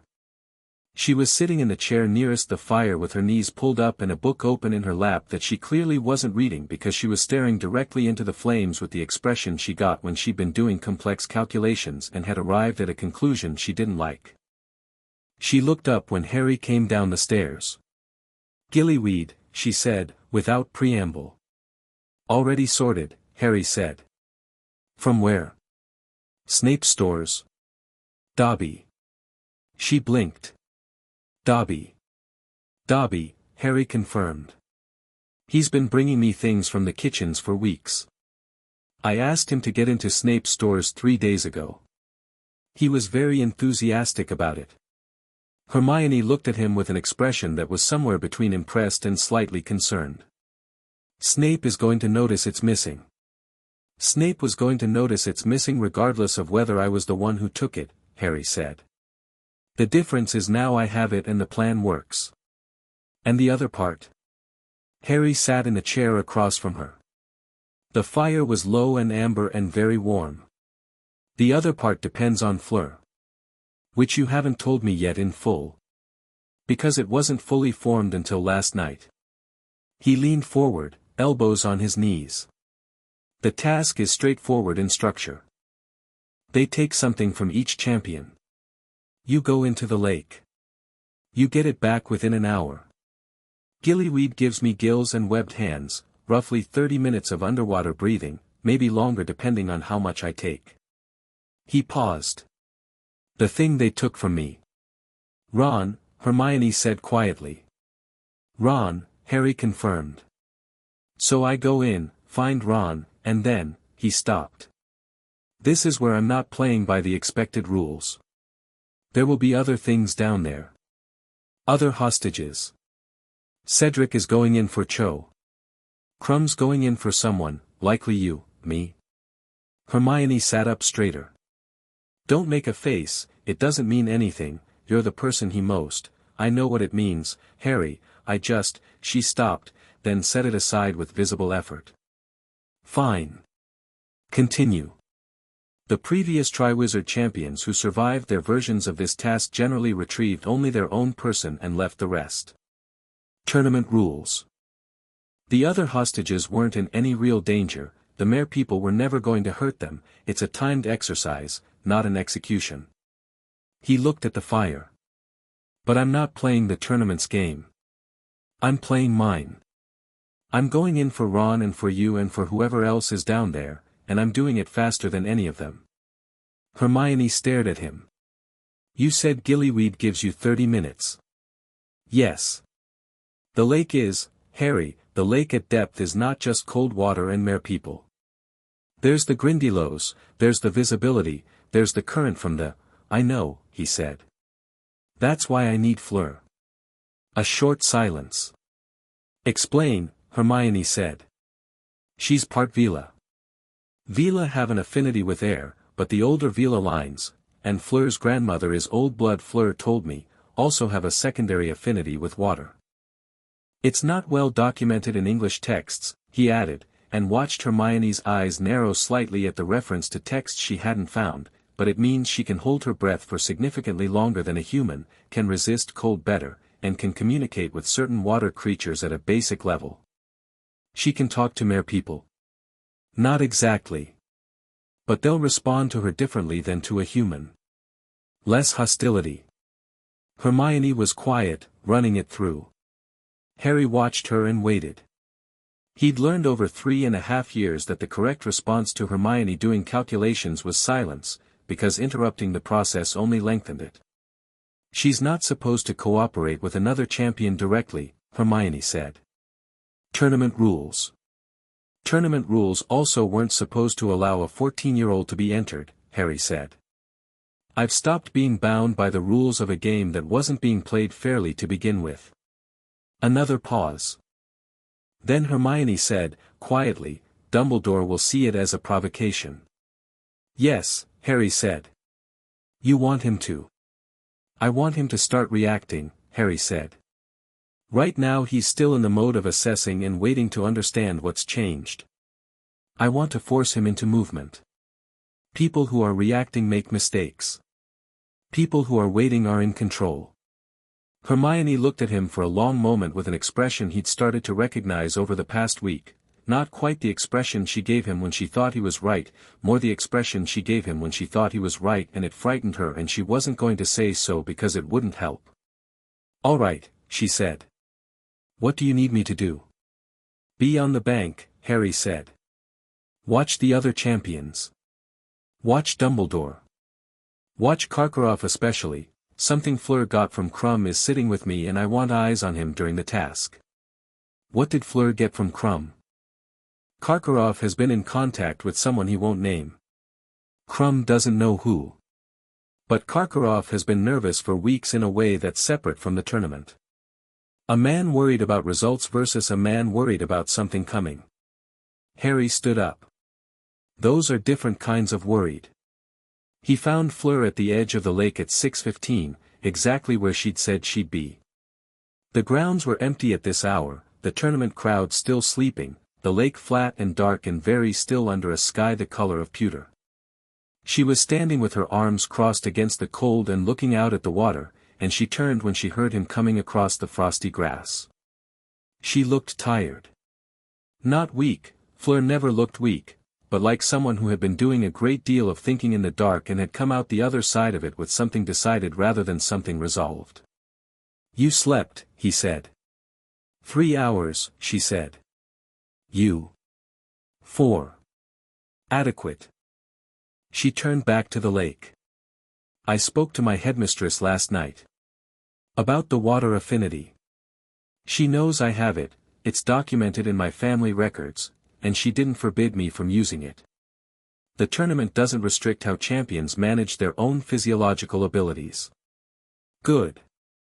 "I also told her," Fleur said, more carefully, "that I intended to work alongside another champion during the retrieval phase. She didn't react the way I expected." "What did she do?" "She looked at me for a very long time and then she said, 'Fleur, you are the most capable student I have taught in 20 years. Stop letting the tournament make you small.'" A pause. I don't know exactly what she knew or suspected. But she didn't stop me. Harry looked at her profile. The lake light was making everything blue-gray and very clear. "Are you ready?" "Yes." A simple word, no embellishment. "Are you?" "Yes." "Then we go in at 9 when it starts, together, and we move fast." She turned to him then, and he saw in her face the quality that was becoming familiar and distinct, the real Fleur, not the performance, looking at him with the unguarded attention she apparently reserved for situations serious enough to drop the armor. "I want to say something before we go in." "All right." "The bond's second phase," she paused, choosing words. "It will be stronger underwater. Proximity and adrenaline and the particular kind of trust that danger creates." Another pause. "I may feel things from you very clearly. And you from me. I want us to be prepared for that. Will it distract us?" "It might distract me," she said honestly. "I am less practiced at this than I'd like to be." "What do you need from me?" She looked at him. Something in the bond moved between them, warm and complicated and not quite nameable yet but clearly present, clearly growing towards something, though neither of them was going to name it today. She stopped. "Start it again. Don't protect me more than the situation requires. I know that will be the instinct. The bond creates protective impulses in both directions. Don't let it override your judgment. I won't if you won't, Harry said. Something that was definitively a smile this time crossed her face, brief and genuine and quite different from the composed, social versions she produced for audiences. Agreed. The next 2 hours were the longest of the morning. Harry ate something, toast, methodically, because he needed the energy and had no appetite, and watched the grounds fill up as the tournament crowds arrived from Hogsmeade and the carriages, a slow colorful flood of people with no idea what they were about to watch. He sat in the changing tent with Cedric, who was quiet and focused and nodded at Harry with the easy respect of someone who'd been paying attention all year. You ready? Cedric asked. Yes, Harry said. You think so? Cedric paused. Whatever happens down there, good luck. You too, Harry said, and meant it. Crumb sat at the far end of the tent in silence, staring at his boots. He was large and very still, the way large things sometimes were when they were concentrating, and he looked up once and caught Harry's eye and held it for a moment, a look that was measuring and complicated and not unfriendly, just cautious. Like someone who has been told a thing that recontextualized another thing and is still working out what to do with the information. Then the whistle sounded and they came out into the cold. Ludo Bagman was at the water's edge, round-faced and shining with the pleasure of someone who loved spectacle above everything else, and he announced the task with the booming enthusiasm of a man who had never spent a night worrying about whether the children in front of him would survive it. The champions lined up. Harry stood forth along, Fleur to his left, and he took the gillyweed from his pocket and looked at it, dark, slimy, the texture of overcooked seaweed, and thought, all right then. Bagman raised his wand. The crowd behind them made the particular sound of a very large group of people drawing breath simultaneously. The lake was flat and black and enormous, a whole other world just beneath the surface. The whistle blew. Harry ate the gillyweed and ran into the water. The cold hit him like a wall. Then the gillyweed hit his system and the wall became irrelevant, slits tore open along his neck, webbing forced itself between his fingers, and the cold became simply the environment, nothing to resist, just the place he was moving through. He went under and opened his eyes and the lake became a different world. Visibility was better than he'd expected. Green-gray light filtered down from the surface, making everything look like an old photograph, and the lake floor 20 feet below was visible in smeared outline, sediment and weed and the occasional dark shape of something too large and too interested. He oriented immediately, the way he oriented on a broom, not by thinking but by the particular quality of attention he trained himself into over 4 years of Quidditch in all weathers. He felt Fleur enter the water a moment later, not saw, felt, through the bond, a pulse of cold clarity and determined focus that hit him as clearly as if she'd shouted. She was to his right, moving alongside him and slightly ahead, and in the murk she looked different, more herself somehow, the water stripping away whatever social construct she was always maintaining on dry land, just the actual person moving through her element with the kind of ease that suggested she'd done this before, or had always been capable of it and had simply never been asked. He followed her lead in direction because she knew where to go. He'd wondered about that, the merpeople's area of the lake wasn't something he'd been able to map from the surface, but Fleur moved without hesitation, angling down and toward the deeper dark at the lake center, and Harry matched her pace and watched the water around them and kept his wand ready. The Grindylows came first. They came from the left, out of a tangle of weeds that shifted and unraveled as the creatures pushed through it, small, green, with the grabbing, clutching fingers that had given him trouble in 3rd year during Lupin's class. 4 of them, and they moved fast. Harry turned his wand on the nearest one without particularly deciding to and cast a repulso, not the textbook version, not the controlled, limited version that class practice had trained into him, but the unfiltered version that came from the same place the wall-cracking reducto had come from. The Grindylow went approximately 15 feet in a direction that hadn't been its intention. The other 3 reconsidered. Harry looked at his wand for a half-second, the same checking look he'd given it in the room of requirement after the wall, and then looked forward. Fleur was watching him. Through the murk and the bond he felt her assessment, satisfied, recalibrated, moving on.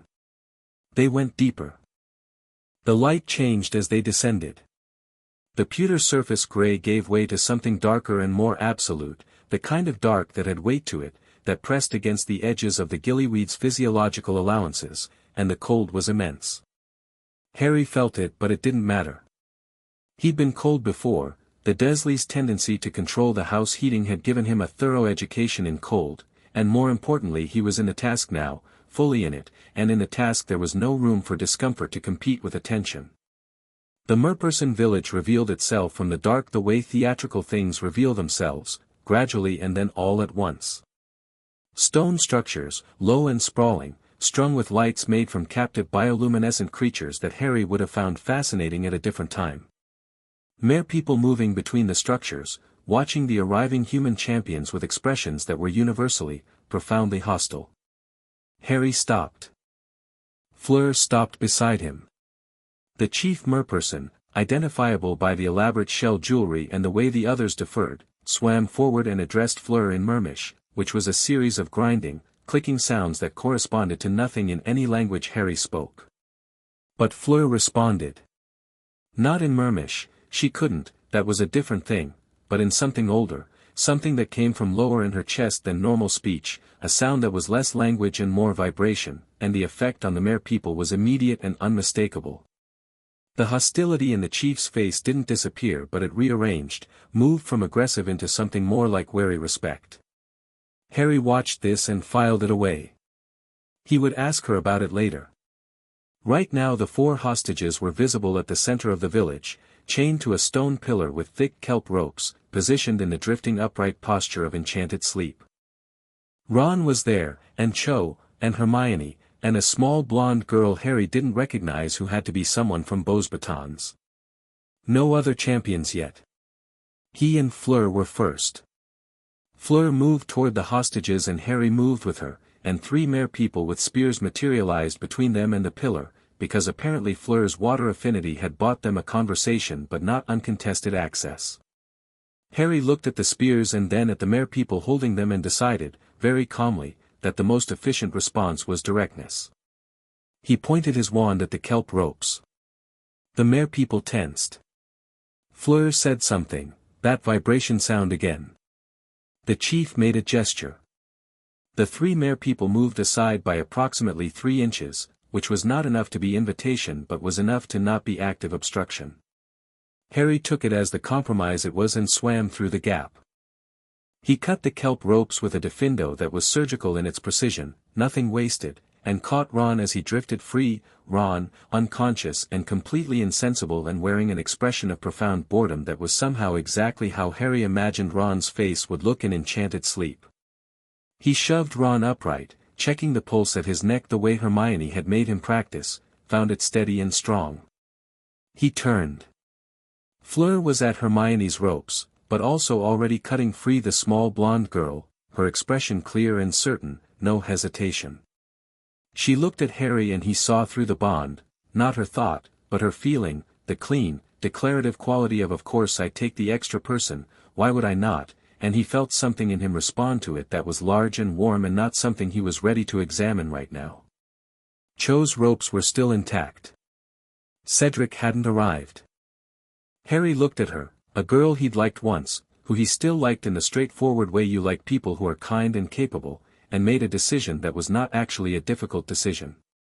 He cut her ropes too. The mere people made a sound that was probably an objection.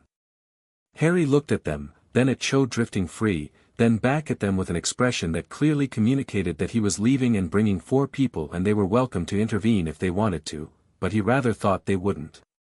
They didn't. He and Fleur gathered their charges, Harry with Ron and Cho, Fleur with Hermione and the blonde girl, and started up. Going up was harder than going down. The weight, the drag, the gillyweed counting down its remaining time in his blood.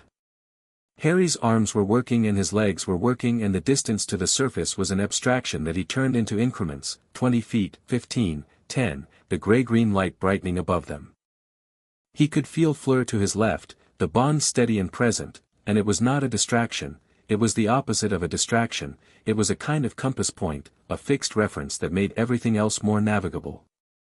They broke the surface. The cold air hit like a second wall.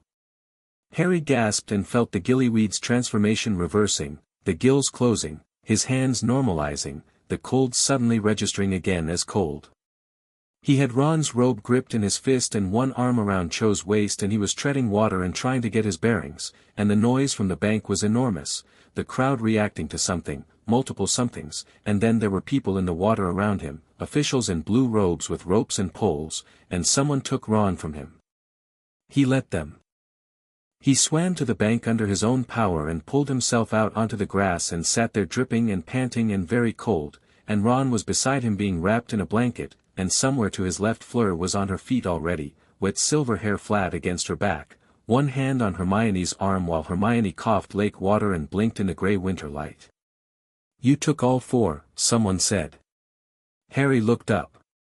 Cedric was standing over him, dripping, Cho wrapped in his arms, looking at Harry with an expression of pure uncomplicated shock. "You got Cho too." "Seemed wrong to leave her," Harry said. Cedric stared at him for a moment. Then he said, quietly and with complete sincerity, "Yeah. It did." He put out a hand. Harry took it and let Cedric haul him up, and they stood there together on the bank, both soaking, looking at each other with the mutual respect of people who have just been through something real. "You were first out," Cedric said. "Fleur found the village," Harry said immediately. "Equal credit." Fleur, nearby, said nothing, but through the bond Harry felt something that was small and sharp and private, and he thought it might have been the feeling of being seen. The scoring tent was heated, which Harry was immediately grateful for. He sat wrapped in a blanket drinking something hot that tasted of ginger and waited while the judges, Dumbledore, Karkaroff, Bagman, Madame Maxime, and Bartemius Crouch, who looked ill in a way that was becoming alarming to look at, conferred over their marks. He watched Dumbledore during the conferring. He'd been watching Dumbledore the way Fleur watched him, the way Sirius's notes suggested one should, not constantly, which was obvious, but regularly, in the way you check a compass. Dumbledore was speaking quietly with Bagman, and his face had the quality it had worn since their conversation in the office, carefully arranged, watchful, running calculations behind the warm presentation. He looked at Harry once. Harry met the look with a pleasantly tired expression and looked away first, which was the opposite of what he used to do. He used to look away before Dumbledore looked at him, a flinching preemptive quality to it, the posture of someone managing approval. Not anymore. The marks were announced. Harry received high marks, Fleur slightly higher on the navigation component, both of them marked down by Karkaroff in a way that was conspicuous enough that Madame Maxime made a sound of audible disapproval that she didn't bother to suppress. Outside the tent, while the crowd dispersed and the champions were surrounded by their various support groups, Harry found himself standing near Krum. It happened in the way things happen when they're slightly arranged, not by either of them directly, but by proximity and movement, the crowd shifting around them until there was a clear few feet of space. Krum looked at him. He was still wet. He'd retrieved Hermione and come back up third, which was entirely respectable, and he had the focused, slightly deflated expression of a great athlete who had performed well and still come behind someone unexpected. "Granger is fine," Harry said. Fleur made sure of it. Krum nodded once. "I know." A pause. "You swim well for a seeker." "I had good help." Another pause. Krum seemed to be deciding something. Then, Karkaroff. He said it like a full sentence, which Harry supposed it was. "After the task tonight, he will be anxious. He gets more anxious when things don't go as expected. He has been communicating. I don't know who with. But I think you should know." Harry looked at him. "Why are you telling me?" Krum looked out at the lake, which was settling back into its winter stillness, and was quiet for a moment. "Because Hermione thinks you're trustworthy," he said finally, "and she is the most accurate person I have met." He walked away. Harry stood on the bank and watched him go and thought about that. Then he looked up at the sky, gray, high, beginning to carry the quality that meant real snow rather than just cold, and took stock. The second task was done. He and Fleur had executed it exactly as planned and better than expected. They'd been first out of the water, had retrieved 4 hostages instead of 1, and had done it visibly, publicly, in front of several hundred witnesses. Dumbledore had seen all of it. He was over by the judge's tent now, speaking with Madame Maxime, and his back was to Harry, but Harry didn't need to see his face. He could read the tension in the set of those extraordinary shoulders, the particular quality of stillness in a man who was revising his understanding of a situation he thought he controlled. Harry found Ron, who was fully conscious now and wrapped in an enormous blanket and eating something from a paper bag with the enthusiasm of someone who had been unconscious for an hour and was making up for lost time. "You actually did it," Ron said, through a mouthful of whatever he was eating. "All of them." "Hermione said you got all 4. Fleur helped." "Yeah, but you," Ron stopped. Swallowed. Looked at Harry with something complicated and genuine in his face. "How did you know Dumbledore would hate it?" "Because it wasn't in the plan," Harry said simply. Ron was quiet for a moment. Then, he came out of the tent and he looked at the scores and his face did the thing. "What thing?" "The thing where he's completely composed but his eyes go somewhere else. Like the rest of his face is on automatic while the real part of him is already somewhere thinking." Ron ate another whatever it was. "I've only seen it twice. Once was when he found out about the basilisk in 2nd year. The other time was when he saw you fly in the first task." Harry absorbed that. "Good. Good. Yes." Harry looked at the lake one more time, at the smooth dark surface that gave away absolutely nothing about what was underneath it, and thought about the third task, which was waiting somewhere ahead of them like a door they could all see from a distance but couldn't yet see through. "It means he's paying attention." "Isn't that bad?" Ron said. "It means he's not ignoring us," Harry said. "Ignored pieces don't win games." Ron considered this. "You've been spending time with Hermione." "She spent time with me," Harry corrected. "There's a difference."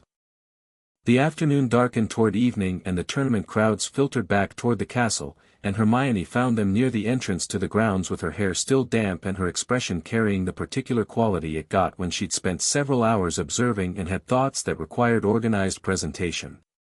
"Karkaroff left the bank 12 minutes before the end of the task," she said, without greeting. Harry looked at her. "Where did he go?" "I don't know. He came back 2 minutes after the results were announced. But he was gone for 14 minutes and he looked different when he came back." "Different how?" "Like he'd received information he wasn't sure what to do with," Hermione said precisely. "Like someone had told him something and he was deciding whether to be relieved or frightened." Harry thought about Crumb's fragment, Karkaroff has been communicating, and the notebook, and the third task, and Voldemort's agents moving unseen through the edges of the tournament like sharks circling at depth. He thought about Cedric. He thought about the graveyard that Sirius's notes had hinted at, obliquely, as the place where a certain kind of magic waited to be completed. He needed to tell Sirius about the third task. He needed to get back to Grimmauld Place. He needed to have a conversation with Fleur about what had happened in the lake and what it meant for what was coming, and he needed to have that conversation honestly and fully, without the social armor either of them had been wearing their whole lives. He needed a lot of things. But right now, standing on the cold grass with his 2 best friends and the lake dark behind him and the castle warm ahead of him, what he felt most was not urgency. He felt ready. Whatever was coming, it was coming towards someone who had stopped being managed, stopped being small, stopped performing gratitude for a story that had been written for him before he could speak. It was coming toward Harry James Potter, who had cracked castle walls and swum through darkness and looked Albus Dumbledore in the eye without flinching, who had chosen his own people and let his magic be as large as it actually was for the first time in his life. The snow Hermione's expression had predicted began, finally, to fall. Harry tilted his head back and watched it come down out of the darkening sky and let it land on his face and didn't wipe it away. Chapter 5, The longest night 3 weeks before the third task, Harry dreamed about the graveyard. He knew it was a graveyard before he could see it clearly, the way you know things in dreams, through atmosphere rather than information, the wrongness of the air and the quality of the dark. Headstones in crooked rows. Grass that was too long and very still. A house on a hill with one yellow window like a bad tooth. He was walking towards something he couldn't see, and his scar was alive with a burning that wasn't pain exactly but was the specific pressure of something vast and attentive being aware of him in return. He woke at 2 in the morning with his hand pressed flat against his forehead. Not a dream. He'd had enough of those to know the difference. He sat up, breathing carefully, and held the image, the graveyard, the house, the feeling of being located, of Voldemort's consciousness turning toward him the way a predator's head turns at a sound. He pulled on his glasses and reached for parchment and wrote it down immediately, every detail, before the sleep logic dissolved it. The graveyard. The house. The particular combination of old magic and expectation in the air, the sense of a ritual that had been constructed and was waiting, all the pieces in place, for the final component. He was the final component. He'd known it on some level since the Yule ball, since the notebook, since looking at Dumbledore's face in his office and understanding the chessboard. Voldemort wasn't going to rise quietly in a room somewhere without an audience. He was going to rise where Harry Potter could see it. The graveyard was the stage and Harry was the curtain call. He sent the parchment to Sirius at dawn. Sirius's response came 12 hours later and contained 4 words in capital letters at the top: "Do not go alone." The rest was organized and urgent. Sirius had clearly spent the intervening hours doing exactly the kind of forward thinking that Harry had always wished an adult in his life would do, and the information was good. The graveyard matched descriptions of Little Hangleton, the village where the Riddle family had lived and where Voldemort's father was buried. The ritual was blood magic, old and specific, requiring 3 components. Bone of the father, flesh of the servant, blood of the enemy. Blood of the enemy meant Harry had to be there. Harry had to be alive when it happened. Which meant Voldemort's people weren't trying to kill him in the maze. They were trying to deliver him. He sat with this for a long time. Then he called a meeting. The room of requirement arranged itself differently tonight, not a training space but something closer to a war room, which Harry hadn't specified but which the castle apparently understood was what was needed. A large table.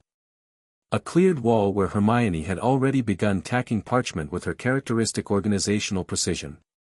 Chairs, a fire, the low-pressure warmth of a room that was taking the situation seriously. Ron got there first, then Hermione. Fleur arrived 30 seconds later and looked at the wall and said, "Good. You've been thinking." "We've been thinking," Hermione corrected mildly, and Fleur acknowledged this with a small nod that was more gracious than her usual deflections. The 3 weeks since the second task had done something to the dynamic between them, not friendship exactly yet, but the kind of mutual respect that comes from watching someone perform under pressure and finding that they meet the standard. Hermione had watched Fleur in the lake. Fleur had watched Hermione construct the information architecture around Harry's investigation. They'd stopped performing politeness at each other and moved into something more functional and considerably more honest. Harry spread Sirius's letters on the table alongside his own notes and the shrunken notebook, now restored to full size and annotated in the margins in 3 different inks representing 3 different sessions of reading. "The maze is the delivery mechanism," Harry said. "The portkey will be something inside it, the trophy, probably, the simplest option, and touching it takes me to Little Hangleton. To the graveyard." He looked at each of them in turn. "Voldemort has been preparing a ritual. He needs my blood. He rises. Then he tries to kill me in the graveyard to demonstrate to his Death Eaters that the boy who survived at 15 months can't survive at 14 years. A silence that had a lot of texture. "You're telling this," Ron said, very calmly. "I've had 3 weeks to be not calm about it privately," Harry said. "I'm using the calm phase now." "Right." Ron looked at the wall. "So the question is, what do we do about it?" "Not avoid it," Harry said immediately. "I'm going into the maze." I'm going to win the tournament, which matters for reasons that have nothing to do with Dumbledore's plan. Why does it matter? Fleur asked. Because I'm choosing to. Because it's mine to win and I'm not giving it up because someone decided to make it dangerous. He said it without heat, just fact, and felt Fleur's response through the bond, something that was satisfaction and exasperation in roughly equal parts, and a third thing underneath both that was warmer and less definable. What I'm not going to do is arrive at the graveyard unprepared and alone. He'll be at full power, Hermione said carefully. Even if the ritual goes wrong, even if you prevent it, the ritual is going to happen, Harry said. I know that. I can't stop it without knowing the exact timing and location beforehand, and by the time I know both of those I'll be in the graveyard. He paused. I'm not trying to prevent the ritual. I'm trying to survive what comes after it. Another silence. You're going to let him rise, Ron said slowly. I can't stop it. I can change the conditions around it. Harry looked at the annotated notebook. Sirius is coming to Hogsmeade. I've already asked him. He'll be at the Shrieking Shack the night of the third task, close enough to respond, far enough that Dumbledore won't see him. And us? Hermione asked. You and Ron are on the grounds during the task. You're watching the entrance to the maze. You're watching Karkaroff and you're watching the supporters' enclosures for anyone who shouldn't be there. He looked at Fleur. You're in the maze. Fleur looked at him steadily. I'm a champion, Harry. I'll be in the maze regardless. Yes.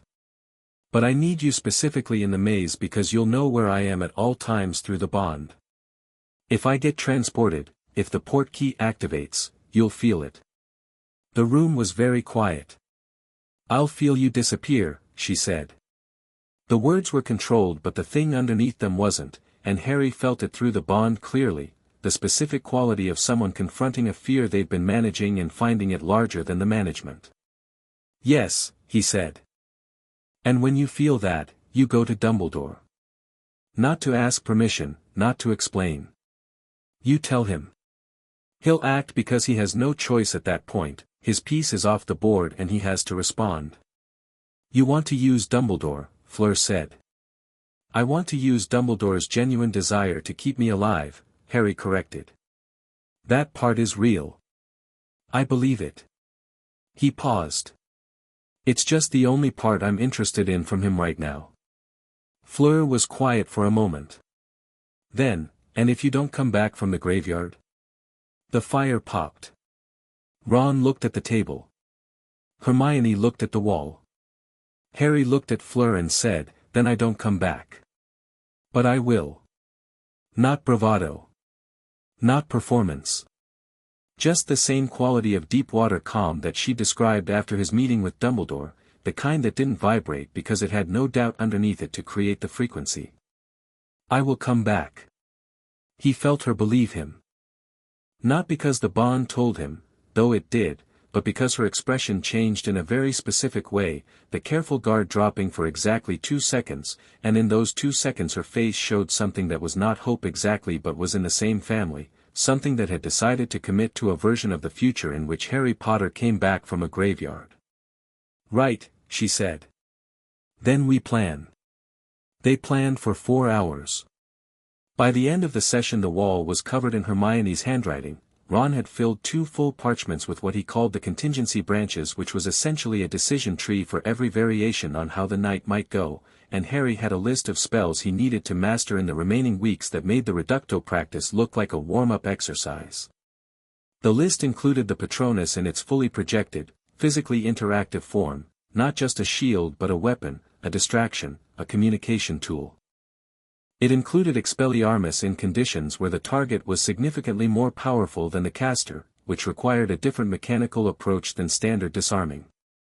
It included a shield charm he'd found in a book from the restricted section that Hermione had acquired through means she was deliberately vague about, a charm that created a reflective barrier capable of returning a spell to its caster with equal force.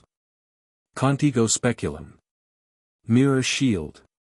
The incantation had a specific wand movement that was less about precision and more about commitment, a full-arm gesture that felt like throwing something rather than pointing at something.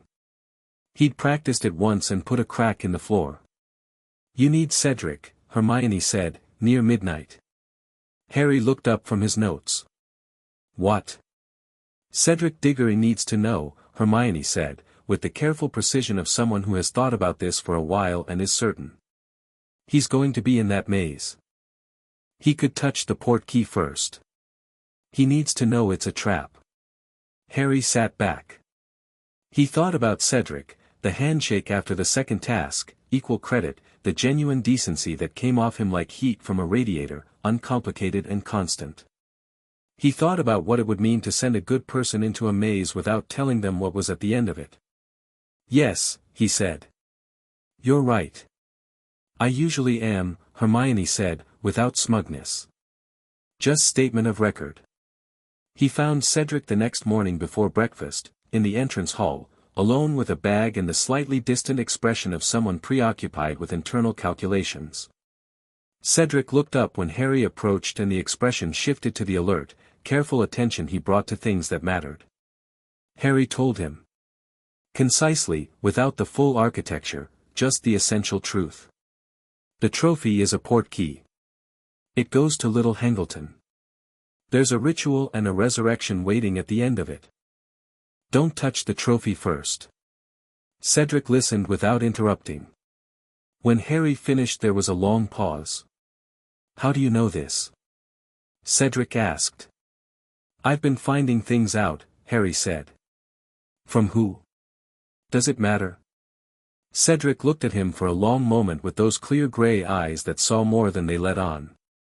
"No," he said finally. "I suppose it doesn't." Another pause. "What are you going to do?" "Win the maze," Harry said. "On purpose, so I control when and whether anyone touches the trophy." "And if you don't?" "Win. Then I need you to know not to touch it." Cedric was quiet.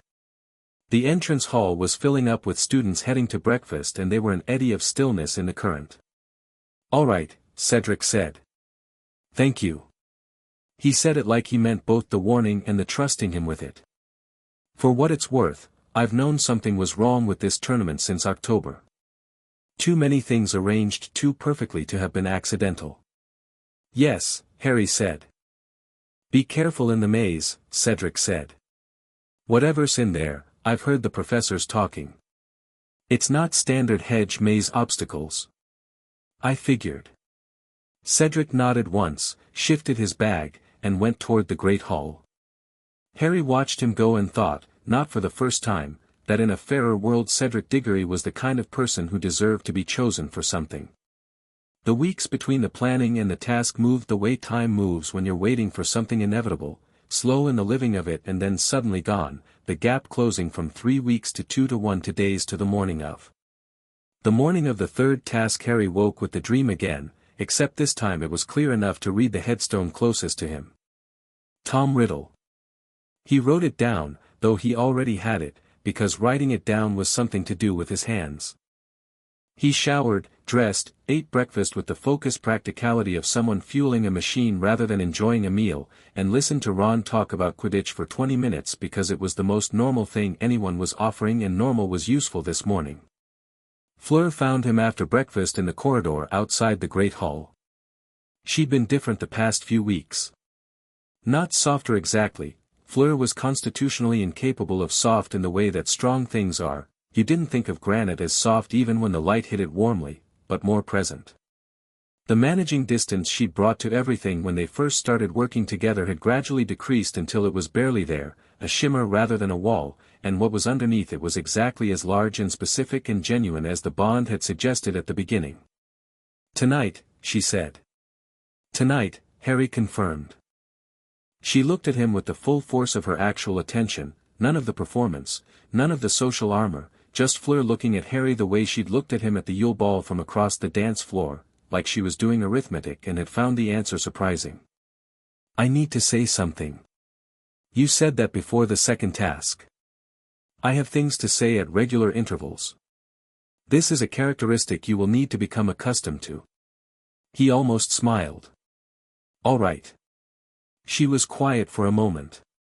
The corridor was busy around them and somehow entirely irrelevant. "What I feel for you," she said, "I have verified. It is mine. Not the bonds." Harry looked at her. "I wanted you to know that before tonight," she continued, "because you should know it and because she paused, and the armor flickered again, gone and then back, "I prefer not to leave things unsaid in case the opportunity becomes unavailable." He understood what she was doing. She was the kind of person who looked at the possibility of loss and responded by being precise rather than by refusing to look at it. It was a form of courage that he recognized because it was also his own form, stripped of the compulsions that had been softening it for years. "I know," he said. "I know it's yours. I feel the same way and it's also mine." He paused. "There's more to say but tonight isn't the night." "No," she agreed. "Tonight is not the night." "After," he said. "After," she said. They stood in the busy corridor for a moment, the castle flowing around them, and neither of them said anything else because nothing else needed saying right now. Then Fleur straightened her robe, and Harry straightened his, and they both went in different directions because the day needed doing before the night. The champions' families arrived at tea time. Harry stood in the entrance hall and watched parents and siblings file through and felt the particular ache of a wound so old it had become architectural, part of the structure of him. But it didn't hollow him out the way it used to. It was just a fact. His parents were dead. The people who had come to fill the space that left were here, Ron with his mother's arms around him looking slightly suffocated and completely happy, Hermione being embraced by two bookish-looking muggles who had her exact expression of intense love combined with minor exasperation, Fleur's mother and grandmother arriving from the Beauxbatons carriages and Fleur embracing the older woman, her grandmother, with the specific unguarded tenderness that Harry had only seen in her in their most private moments. A hand landed on his shoulder. He turned around and Sirius was there, which was impossible because Sirius was a fugitive and the last place a fugitive ought to be was Hogwarts on tournament night, and yet here he was, thinner than he should have been, hair longer than the photographs, with Buckbeak's feathers on his coat and the particular expression of someone who has decided that the risk was worth it and is committed to that decision. "You're an idiot," Harry said. "Undoubtedly," Sirius said. "Hello, Harry." Harry grabbed him in a hug that neither of them was particularly prepared for and Sirius laughed, the real laugh, not the careful version, and hugged him back hard. "I wasn't going to miss it," Sirius said, into the top of Harry's head. "I went 12 years missing things. Not tonight."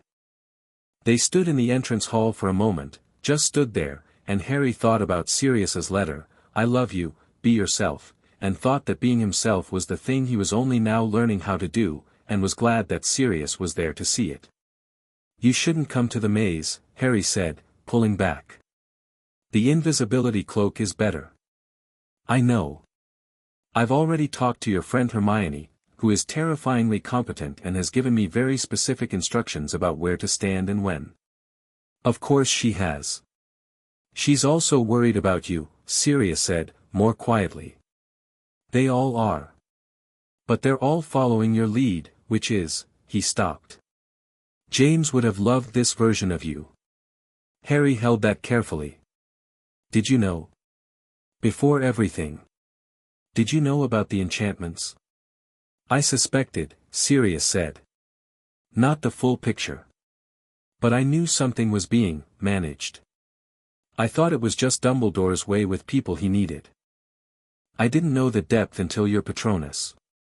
His jaw tightened. "I should have said something sooner." "You were on the run," Harry said. "And I wouldn't have heard you. Not until now." Sirius looked at him for a moment, then nodded. "Tonight, you come back. That's the only version I'm running." "Agreed," Harry said. The maze was built on the Quidditch pitch, which had been transformed so completely that the pitch itself was unrecognizable, replaced by hedges 30 feet high, dense and black in the evening light, with the entrance at the south end where the champions stood in a line as the sun finished going down. The crowd was in stands that had been erected along the perimeter, and the noise of them was enormous, and the sky above was violet and then purple and then the specific depth of darkness that meant real night had arrived. Harry stood at the entrance and felt his magic running high and very clean. He'd eaten well. He'd run through every spell he might need until the motions were involuntary. He had his wand in his hand and his cloak in his bag and his mind in order, and beside him Fleur stood with her chin raised and her eyes clear and the bond between them steady as a heartbeat. He thought about Voldemort in the graveyard. He thought about the ritual and the blood and what came after. He thought about the cold clarity that had replaced 14 years of careful management, and thought that if this was what he actually was, this capacity, this attention, this willingness to look at the thing directly and not flinch, then he was glad to have found it now rather than never. Bagman fired red sparks and the maze opened and Harry went in. The first thing was darkness, which he'd expected. The hedges closed behind him and the ambient light from the stands vanished, and it was just him and the wand light he cast immediately, a broad lumos that pushed the dark back 10 feet in every direction. He moved fast.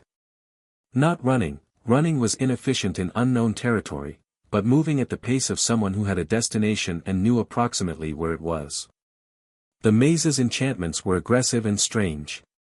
He hit a mist that tried to reverse his emotions, which was presumably meant to be disorienting, and found that without the layers of manufactured feeling covering his genuine ones, the mist had nothing obvious to grab.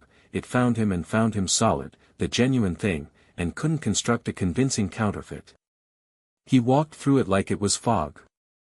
A blast-ended script came at him from the left, enormous, scarred, armored, and deeply committed to the encounter, and Harry hit it with a reducto that sent it backward through the hedge and out the other side. He kept moving.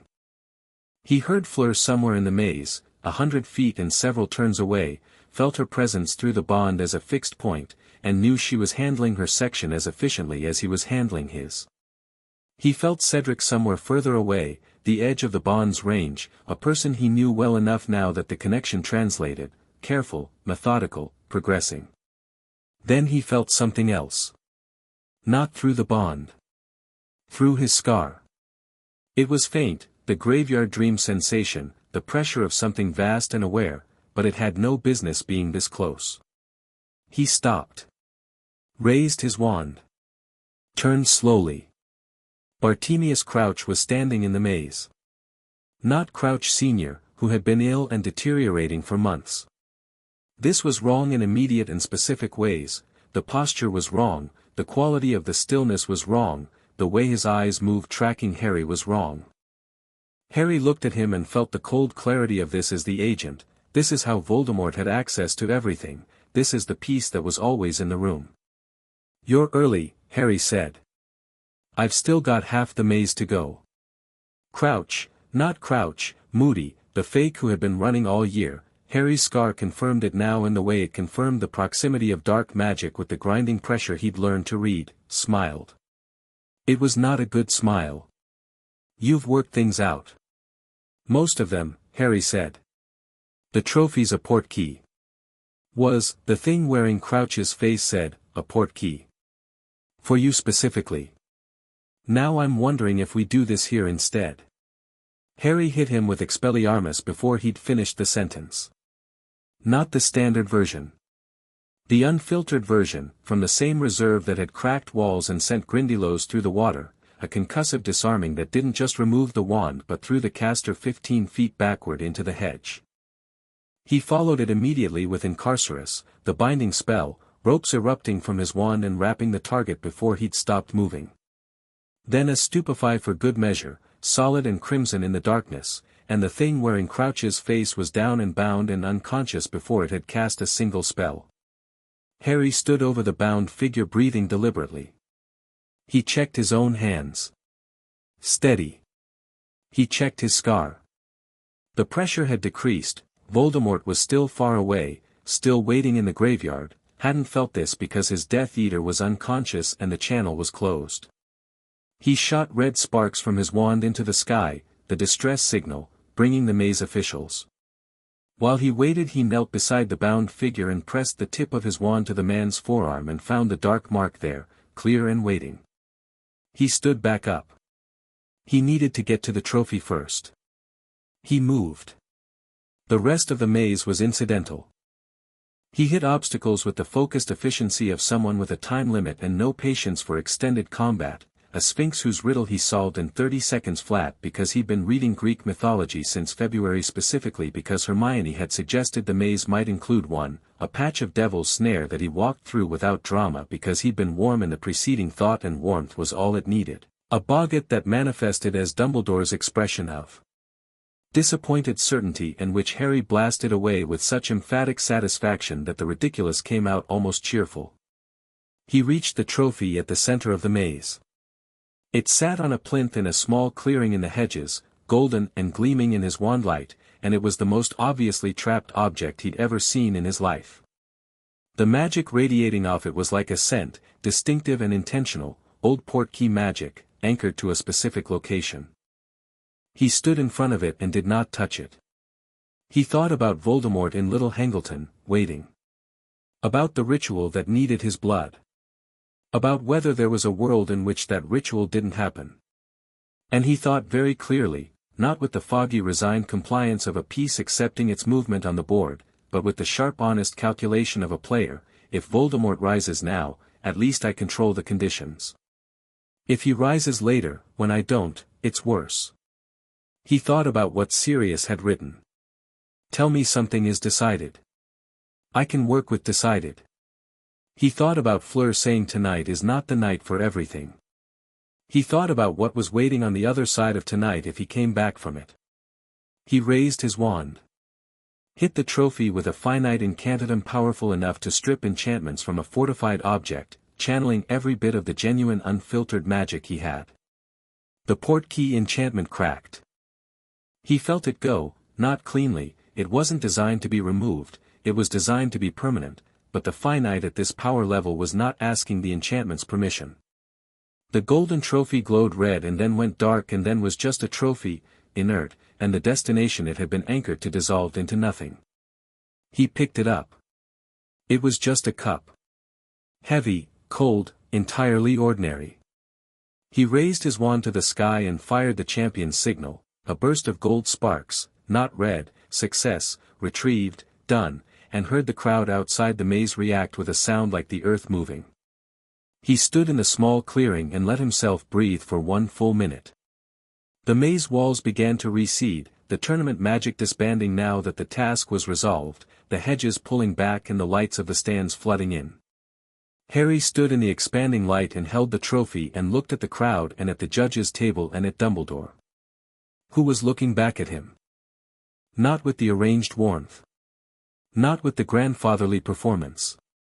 Dumbledore was looking at him with the pure undisguised attention of an extraordinary mind confronting a development it had not planned for, and in his face was something that Harry recognized because he'd felt it himself, the sensation of arriving at the edge of a plan and finding the territory beyond it unmapped. The bound and unconscious figure of Bartemius Crouch Jr. was being carried out of the far end of the maze by 4 officials. Harry watched them bring it to the judges' table. Watched Dumbledore's face change as he saw it, the identification, the understanding, the rapid reprocessing. Harry crossed the pitch toward the table and set the trophy down in front of the judges. He was in the maze, Harry said, to Dumbledore specifically. And the trophy was a portkey. It's been deactivated. He let that settle for exactly 1 second. I found out about the portkey from independent research. I'm happy to provide full documentation. He felt, not saw, Fleur arriving at the edge of the pitch from the maze entrance, felt the bond confirm her presence, safe, unhurt, clear-eyed, reading the situation with the quick intelligence that was native to her. Felt Hermione and Ron in the stands behind him, felt Ron's particular brand of yes, exactly, knew it, and Hermione's more complex reaction that was relief and calculation and something fiercely proud all at once. Dumbledore looked at the deactivated trophy. Looked at the bound Death Eater. Looked at Harry. And in his face, finally, behind the extraordinary composure, was something that was not quite remorse and not quite respect and not quite loss but was made of equal parts of all three. Harry, he said. I'm fine, Harry said. In case that was the first question. He paused. And I have questions of my own. But they can wait until morning. He walked away from the judge's table. Walked toward his people, toward Fleur already moving to meet him, toward Ron and Hermione pushing through the crowd, toward the edge of the pitch where a large shape that had no business being visible resolved itself in the shadow of a stand support pillar into Sirius, gaunt and grinning and unmistakably there. He had questions. He had plans. He had 100 things still unresolved and a war that was still coming regardless of tonight's disruption, because Voldemort was still out there and still waiting and the ritual had been delayed, not prevented. But the trophy was deactivated and the Death Eater was caught and Cedric Diggory was alive and walking out of the maze on the other side with his parents rushing toward him, and Harry Potter was standing on the Hogwarts Quidditch pitch under an open sky with his own magic and his own mind and his own people and nobody else's plan. He felt Fleur reach him before he heard her. "You're all right," she said. "Not a question." "Yes." "The trophy." "Deactivated," he said. "Voldemort's still out there. Tonight delayed him, it didn't stop him. We have time, but not forever." She looked at him for a moment with the full weight of that, the reality of not forever and everything it contained, and then she said, "Then we use the time well." "Yes," Harry said. Behind them, the crowd was still reacting, the noise enormous and confused and building toward the kind of uproar that would occupy the next several hours in explanations and official inquiries and the slow collapse of Dumbledore's carefully maintained narrative as Crouch Jr.'s identity was confirmed and the pieces of the past year were forced into the light. It was going to be a long night. There were going to be conversations that would be uncomfortable and decisions that would have consequences and a war that was not finished. Harry looked at the open sky above Hogwarts and breathed the cold air and was, purely and simply, not afraid. Not of Dumbledore. Not of Voldemort waiting somewhere in the dark. Not of what morning would bring or what truths would need to be said or how far the fallout from tonight would go. He was Harry Potter, choosing everything from here on himself, and the world could come at him. He was ready. Chapter 6. The world rearranged. The inquiry began at 9 in the morning and Dumbledore tried to run it. That was the first mistake. Harry sat at the long table in the room off the great hall that had been hastily converted into something resembling an official chamber, chairs arranged in a loose arc, ministry officials who'd been summoned overnight still straightening their robes, Madam Bones from the Department of Magical Law Enforcement at the head of the table with the expression of a woman who had been woken at 3 in the morning and had decided that someone was going to answer for that, and watched Dumbledore take his seat and begin, with the smooth, practiced authority of a man who had chaired more important rooms than this one. "Given the severity of last night's events," Dumbledore said, "I think we should begin with respect, Headmaster," Amelia Bones said, not particularly respectfully, "this is a ministry inquiry. I'll be determining where we begin." A short silence. The kind that has texture. Harry watched Dumbledore absorb this without visible reaction and recalibrate instantly, the way a river recalibrates around a new stone, no disruption to the surface, just a slight change in the direction of the current. "Of course," Dumbledore said warmly. "Forgive me." Bones looked at Harry. She had square-rimmed glasses and a direct, economical way of looking at things, like she was deciding how many words a problem actually required and was going to use exactly that many. "Mr. Potter. Your account first, please. In full." Harry had prepared for this the way he prepared for things now, thoroughly, without omission, and with the specific clarity of someone who understood that the most powerful thing he had in this room was the plain, unmanaged truth. He told it. From the beginning. Not just last night, from the Yule Ball, the bond, the dissolution, Sirius's notebook, the patterns in the order records from 1979. He told it with the methodical precision of someone laying evidence rather than making accusations, each piece placed where it could be seen clearly, nothing embellished, nothing softened. The enchantments. The tracking device in Dumbledore's office. The portkey. Bartemius Crouch Jr. spending a year inside Alastor Moody's appearance, feeding Harry information and keeping him in the tournament and steering him toward the graveyard. When he finished, the room was very quiet. Bones had been writing the entire time. She set her quill down and looked at Dumbledore. Would you like to respond to any part of Mr. Potter's account? Dumbledore looked at Harry. It was a different kind of look than the ones from the past weeks, not the managed warmth, not the calculating assessment. It was something closer to unguarded, and what was behind it was complicated in the way that things are when a person who has been certain for a very long time is confronted with the possibility that their certainty came at a cost they never fully costed. Harry's account of last night's events is accurate in every detail I can verify, Dumbledore said. Which was not the same as confirming the rest of it, and every person in the room heard the distinction. The enchantments, Bones said. The ones Mr. Potter describes as having been placed without his knowledge or consent. Can you speak to those? Another silence. Longer. They were placed, Dumbledore said quietly, with the intention of, yes or no, Headmaster, Bones said. Were they placed? Yes, Dumbledore said. The room inhaled.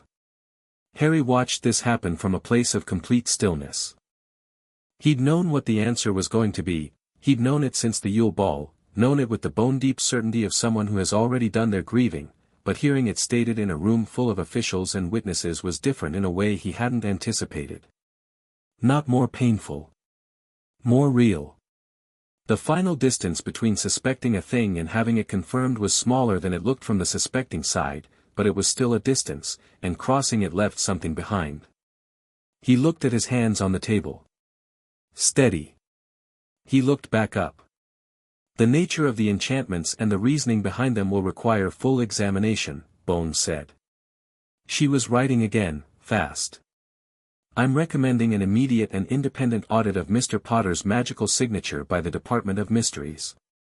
I've already arranged for that, said a voice from the doorway. Everyone turned.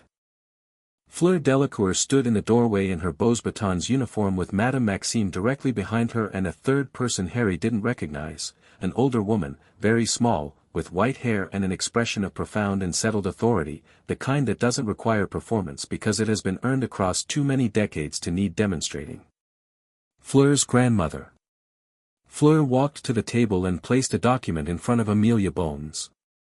The Vila Veritas bond creates what magical law in both French and British tradition recognizes as a témoignage lie, Fleur said, with the composed precision of someone who had also been preparing. A witnessed truth.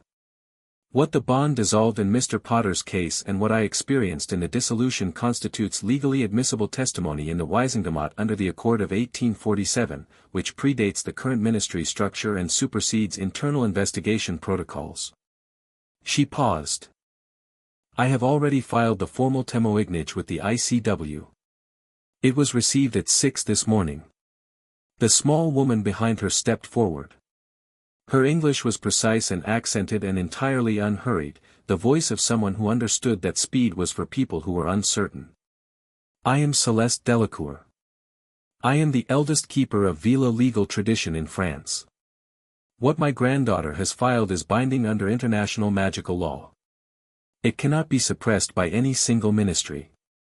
What was done to this boy? She looked at Harry with eyes that were Fleur's eyes 40 years forward, sharp and clear and warm underneath the authority, constitutes a legal magical modification of a minor.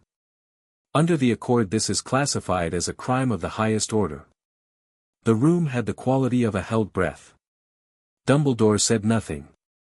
Amelia Bones looked at the document, at Celeste Delacour, at Fleur, at Harry. Her expression was the controlled, professional kind that concealed significant motion behind it. She set her quill down with a small, precise click. I'm going to need everyone except Mr. Potter, the Delacour family representative, and Headmaster Dumbledore to wait outside. People moved.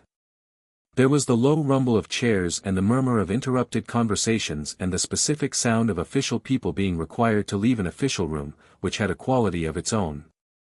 Within 3 minutes the room contained Harry, Fleur, Celeste, Madame Maxime, Dumbledore, and Bones.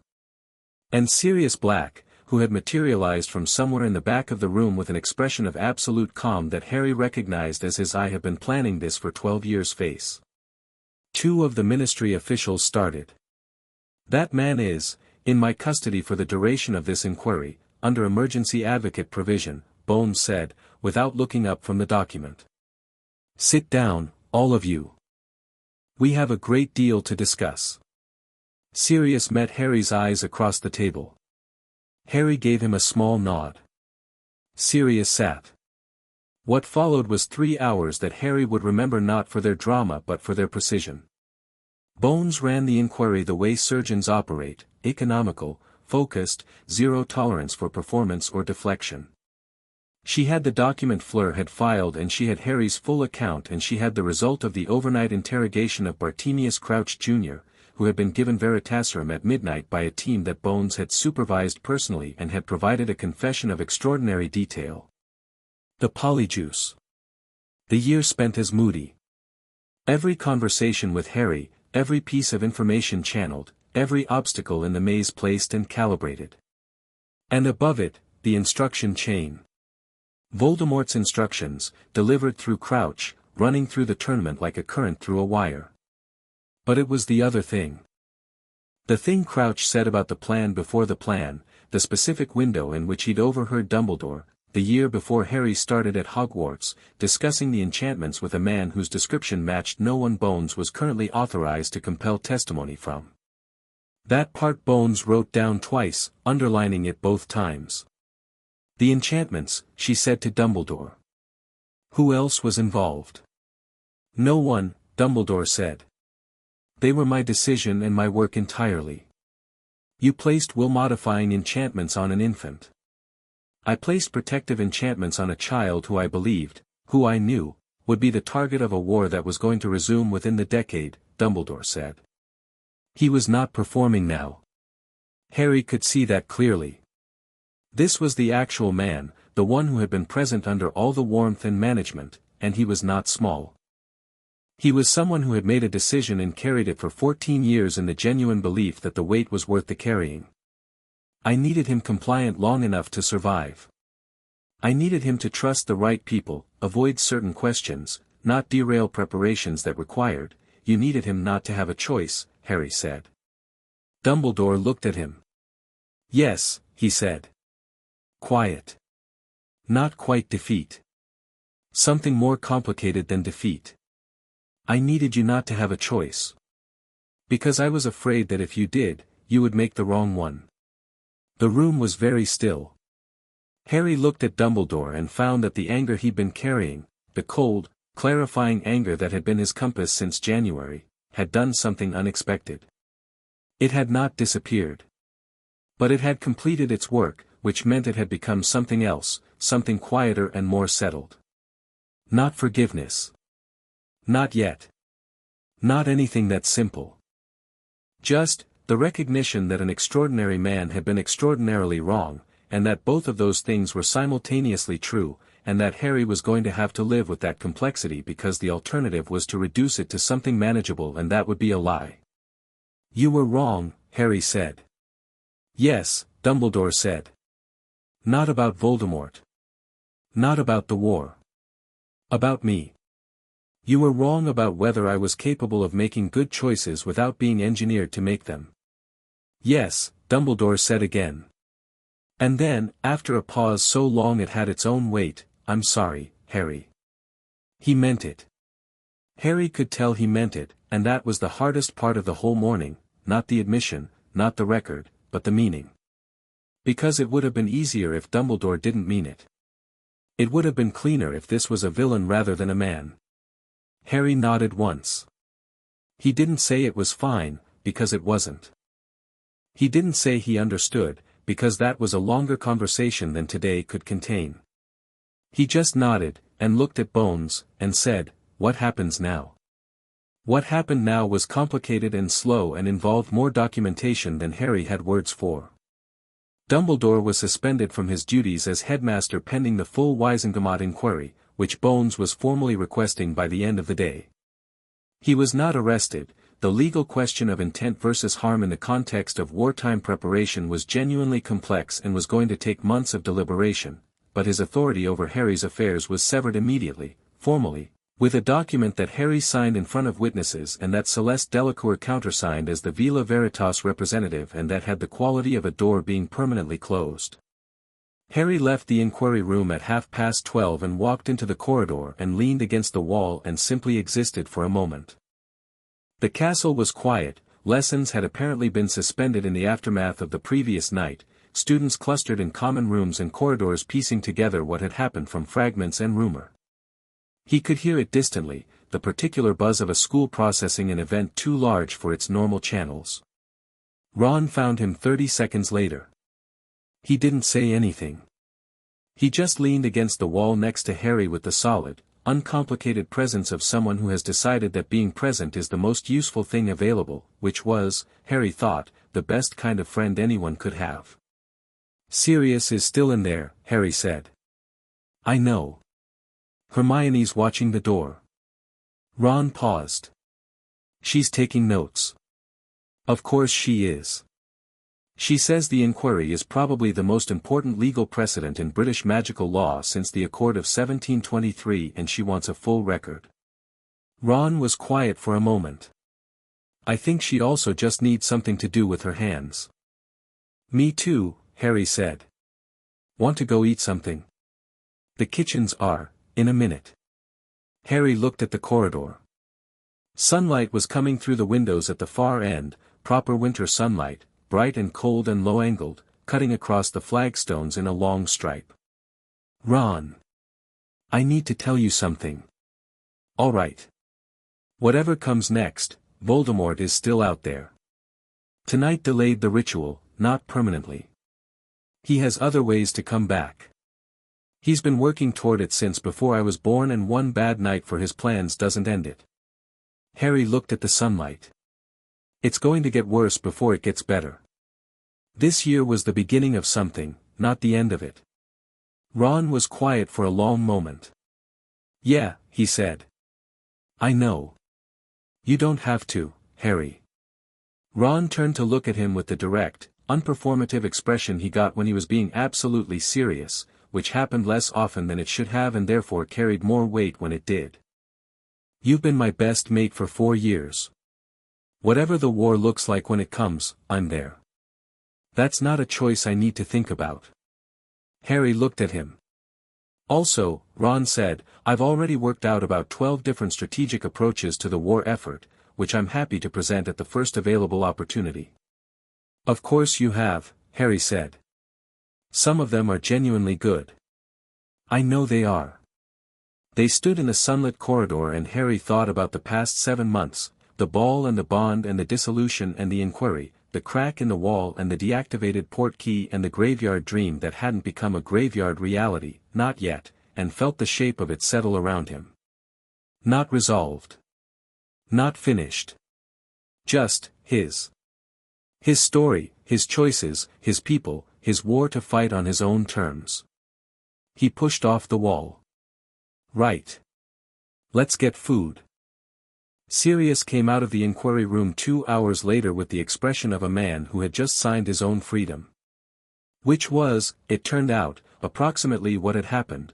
Bones had made the logical connection that a proper examination of Sirius Black's case was both necessary and materially relevant to the inquiry's scope, and had issued a formal stay of his fugitive status pending the review that she was apparently going to pursue with the same economy and force she brought to everything else. He found Harry in the corridor outside the Great Hall with Ron and Hermione and sat down heavily against the wall and said nothing for almost a full minute. "Well," he said finally. "Yeah," Harry said. "She's terrifying," Sirius said, meaning Bones. "I liked her," Hermione said. "You would," Ron said, not unkindly. Sirius looked at Harry with an expression that was too full to be a single thing, relief and grief and pride and love and the particular quality of a man who has been at the end of his rope for so long that the moment the rope gets longer he doesn't know immediately what to do with the slack. "Your father would have," he started. "I know," Harry said. "He'd have done the same thing. Different style but the same, the refusal to be managed, the absolute commitment to." "Sirius," Harry said gently. "You don't need to give him to me. I have him." He touched his chest, briefly, without drama. "I've always had him. I just didn't always know what I was carrying." Sirius was quiet. Then he said, very softly, yeah. Okay. Yeah. Fleur found them there 20 minutes later, coming from the direction of the inquiry room with her grandmother. Celeste Delacour stopped when she reached Harry and looked at him for a long moment with those sharp, clear eyes, and then she said something in rapid French that Harry didn't follow. Fleur translated, very precisely, she says you have the cleanest magical signature she has sensed in 60 years of practice. She says whatever they put there, whatever weight you carried, none of it touched what was underneath. She says the core was always entirely yours. Harry looked at Celeste. The old woman held his gaze and gave a single nod, the kind that was not a gesture but a verdict. Thank you, Harry said. Celeste's expression shifted, barely, just a slight softening at the corners that was enormous on a face like hers. She spoke again. She says, Fleur translated, don't thank her. Use it. Harry almost smiled. I intend to. Celeste patted Fleur's arm once, spoke to her in French too rapid and quiet for even Ron to pretend to follow, and departed with Madame Maxime. Fleur watched her go with the expression she had when she was managing something large that she was going to deal with privately at a later time. Harry waited until the others had given them a natural few feet of space, Hermione with the tactful instinct she occasionally deployed when she was paying full attention, pulling Ron into a conversation about the inquiry, and then said, How are you? Fleur turned to look at him. That is the first time, she said, that anyone has asked me that today. How are you? He said again. She was quiet for a moment. The afternoon light was warm and low and it did what afternoon light did to her, found the gold and the silver of her hair, made the composed, careful face into something warmer. I am, she started, stopped. I testified about things that are very private. My grandmother read the full bond documentation in front of ministry officials. The entire architecture of what happened between us is now a legal record. She paused. That is uncomfortable. Yes, Harry said. I'm sorry. Don't be. I chose it. She said it with conviction that was immediate and complete. I would choose it again. But I am, she looked at him with the unguarded attention she reserved for moments between just the two of them, I am also still deciding some things. What things? Whether what comes next is something I'm ready for. Harry looked at her. Through the bond he felt her clearly, not the emotional language the bond was translating into readable sensation, but something more direct. The actual Fleur, standing in the corridor of a castle that wasn't hers, in a country that wasn't home, having just laid the most private thing about herself on a legal record for the benefit of a boy she'd kissed once by instinct and then chosen deliberately every day since. I don't know what comes next, Harry said honestly. Voldemort is still coming. The war is real and it's going to get worse. I can't promise any particular version of the future. He paused.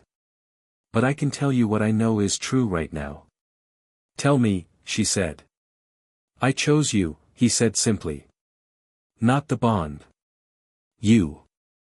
The person who came to stand next to me at a party when I was watching the exits, and said the honest thing when the comfortable thing was available, and went into a lake in the middle of winter because the task required it, and filed international legal documents at 6 in the morning because it was the right thing to do. He looked at her steadily. That's the person I chose. The bond is, he searched for the word, the bond is just the universe confirming the choice. Fleur held his gaze for a long moment. The bond was very quiet between them, not absent, never absent now, but settled, the hum of it steady and low like a fire that has been established and is burning cleanly. That, she said finally, is a very good answer. I've been thinking about it for a while. I can tell. The corner of her mouth moved. For what it's worth, I chose you too. Also not the bond. The boy who looked at an old man everyone adores and said I think that doesn't add up and was right, and then was careful about it instead of reckless. I chose that. She paused, then added, in the tone she used for facts she found inconvenient to acknowledge, you are also a better wizard than you have been given credit for. I've been told the credit was being managed. Yes. It was. She tilted her head slightly. It won't be any more. No, Harry said. It won't. Later that afternoon, after the inquiry had formally adjourned and Bones had departed with a briefcase of documents that was going to generate significant disruption in the ministry for months, Harry went to Dumbledore's office. He went alone. He hadn't told anyone he was going. He walked up the spiral staircase for the second time this year and knocked on the door and went in and found Dumbledore standing at the window looking at the grounds below with the expression of a man examining a landscape that is about to change. "Harry," Dumbledore said, without turning. "I'm not here to continue the inquiry," Harry said. "I just wanted to say something." Dumbledore turned then. He looked old today in a way he didn't usually manage to look, the great age that was always technically there becoming visible, the way a tide going out reveals the actual shape of the shore. He looked at Harry with something very much like hope. "I'm not going to forgive you today," Harry said. "That's not what this is. I don't know if I'll forgive you at all, and I'm not going to pretend I know how I feel about you yet because I genuinely don't." He paused. "But I need you to understand something. Whatever I do from here, whatever choices I make about the war, about Voldemort, about any of it, they're mine. Not because the enchantments are gone. Because I decided they should be. And the decisions I make will be better than the ones you made for me, not because I'm smarter or more powerful or because I have some advantage you didn't have." He met Dumbledore's eyes steadily. "But because I'm free to make them." Dumbledore looked at him for a long time. Something moved in his face, the complex, undisguised thing, and he said, "I know. I think I've known since the ball, really. Since you looked at me across the hall and I couldn't find," he stopped. "You looked at me like you were deciding whether I was worth your attention. Not like you were waiting for my approval." "Yes," Harry said. "It was the first time I saw you clearly," Dumbledore said. "Which is an irony I've been living with for the past several months." "Maybe start from that," Harry said. "Seeing clearly. It's a better foundation than what you had." He didn't wait for a response. He went back down the spiral staircase and out past the gargoyle and into the corridor, and the castle was the same as it had always been, the portraits and the moving staircases and the ghosts drifting through walls as though solid matter was a courtesy rather than a requirement, and Harry walked through it and felt it differently. Not with the fond, passive belonging of someone who has been placed here. With the active, chosen belonging of someone who has decided this is where they are. He went down to the lake. The evening had come in cold and clear, the sky doing something extraordinary with the light as the sun finished going down, everything briefly orange and gold, the lake catching it and throwing it back amplified, the castle behind him going warm and luminous. He stood on the bank and watched a squid tentacle break the surface and disappear without ceremony and thought about the summer ahead, which was its own problem. The Dursleys were not going to continue to be a feature of his life. Sirius's formal proceedings would establish guardianship if they resolved the way Bones was moving to make them resolve, and that was a whole different category of future to think about. He heard footsteps on the grass behind him. He didn't need to turn to know it was Fleur. The bond told him a second before he heard her, a warm orientation like a compass finding north. She stopped beside him on the bank and they stood together watching the lake go dark as the last of the sunset left it. "What are you thinking?" she said. "That I've never actually stood here and just looked at the lake without there being something I was supposed to do," Harry said. "Without a task or a problem or someone who needed something. How does it feel?" "Strange." He paused. "Good strange." Fleur looked at the water. A breeze came off it carrying the particular cold of deep water, and the last light was going fast now, the sky above the mountains going from gold to deep blue to the first dark. "In France," she said, "there is a lake near my grandmother's house. In summer when I was small, she would take me there and we would sit on the bank and she would tell me about Vila history, and I would ask questions, and she would answer all of them." She stopped. "It is the only place I ever felt entirely real. Not performing. Just present." "What's it called?" Harry asked. "Lac Miroir," she said. "Mirror Lake." Harry was quiet for a moment. Then, tell me something about it. She looked at him with slight surprise, the real kind, not the social kind. Then she turned back to the lake and began to talk, low and quiet, about the light on the water in late July and the sound the reeds made when the wind came off the mountains and the way her grandmother's voice carried across the water when she called her for dinner, and Harry listened and watched the lake go fully dark and felt the bond between them settle into something he finally had a word for. Not magic. Not obligation. Not the carefully managed shape of someone else's plan. Home. The war was coming. Voldemort was in some dark corner of Europe rebuilding toward the ritual that had been interrupted, finding another way, and he would come again, not as a rumor, not as a fear behind enchanted glass, but fully and terribly present, and it was going to require everything. The Wisingamot inquiry would run for months and the Ministry would resist certain conclusions and Dumbledore's suspension would generate its own category of fallout and none of it was going to be simple or clean. And Sirius was going to need a proper trial and proper clearing and that was a whole battle of its own. And Hermione was going to spend the summer reading everything published about counter-enchantments and the legal precedent established by the Veritas Bond testimony and was probably going to produce a written brief that was better than anything the Ministry's own legal department had written in decades. And Ron was going to refine his strategic frameworks and present them at the first planning meeting with the confidence of someone who knows the shape of the board better than anyone in the room. And Harry was going to train. Really train, this time, without the dampening, without the management, without any part of him second-guessing the capacity that Celeste Delacour had looked at and called the cleanest she'd felt in 60 years. He was going to learn what he actually was, without the frame around it, and then he was going to use it. All of that was coming. Right now there was the lake, and the dark, and Fleur's voice describing a summer afternoon in France that had shaped who she was, and the simple extraordinary fact of standing somewhere freely and feeling it as his.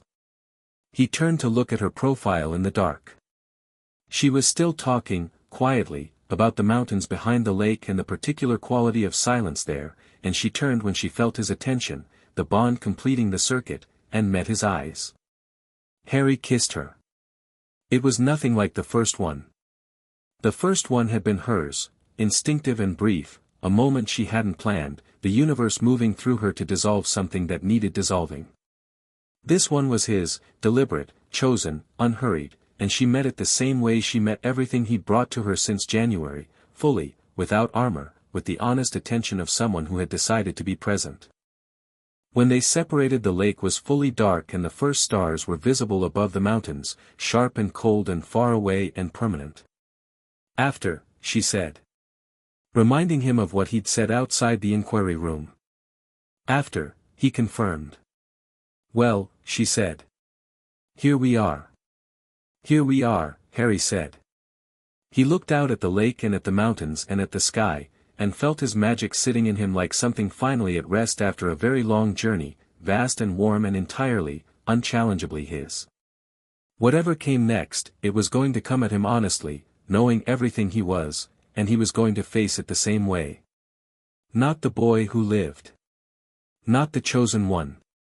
Not Dumbledore's piece on Dumbledore's board or the Ministry's symbol or anyone else's story. Just Harry Potter, who had been cracked open by a kiss on a winter night and found, underneath everything that had been placed there without asking, something that nobody had put there, something native and enormous and free. He was going to be very interesting to watch.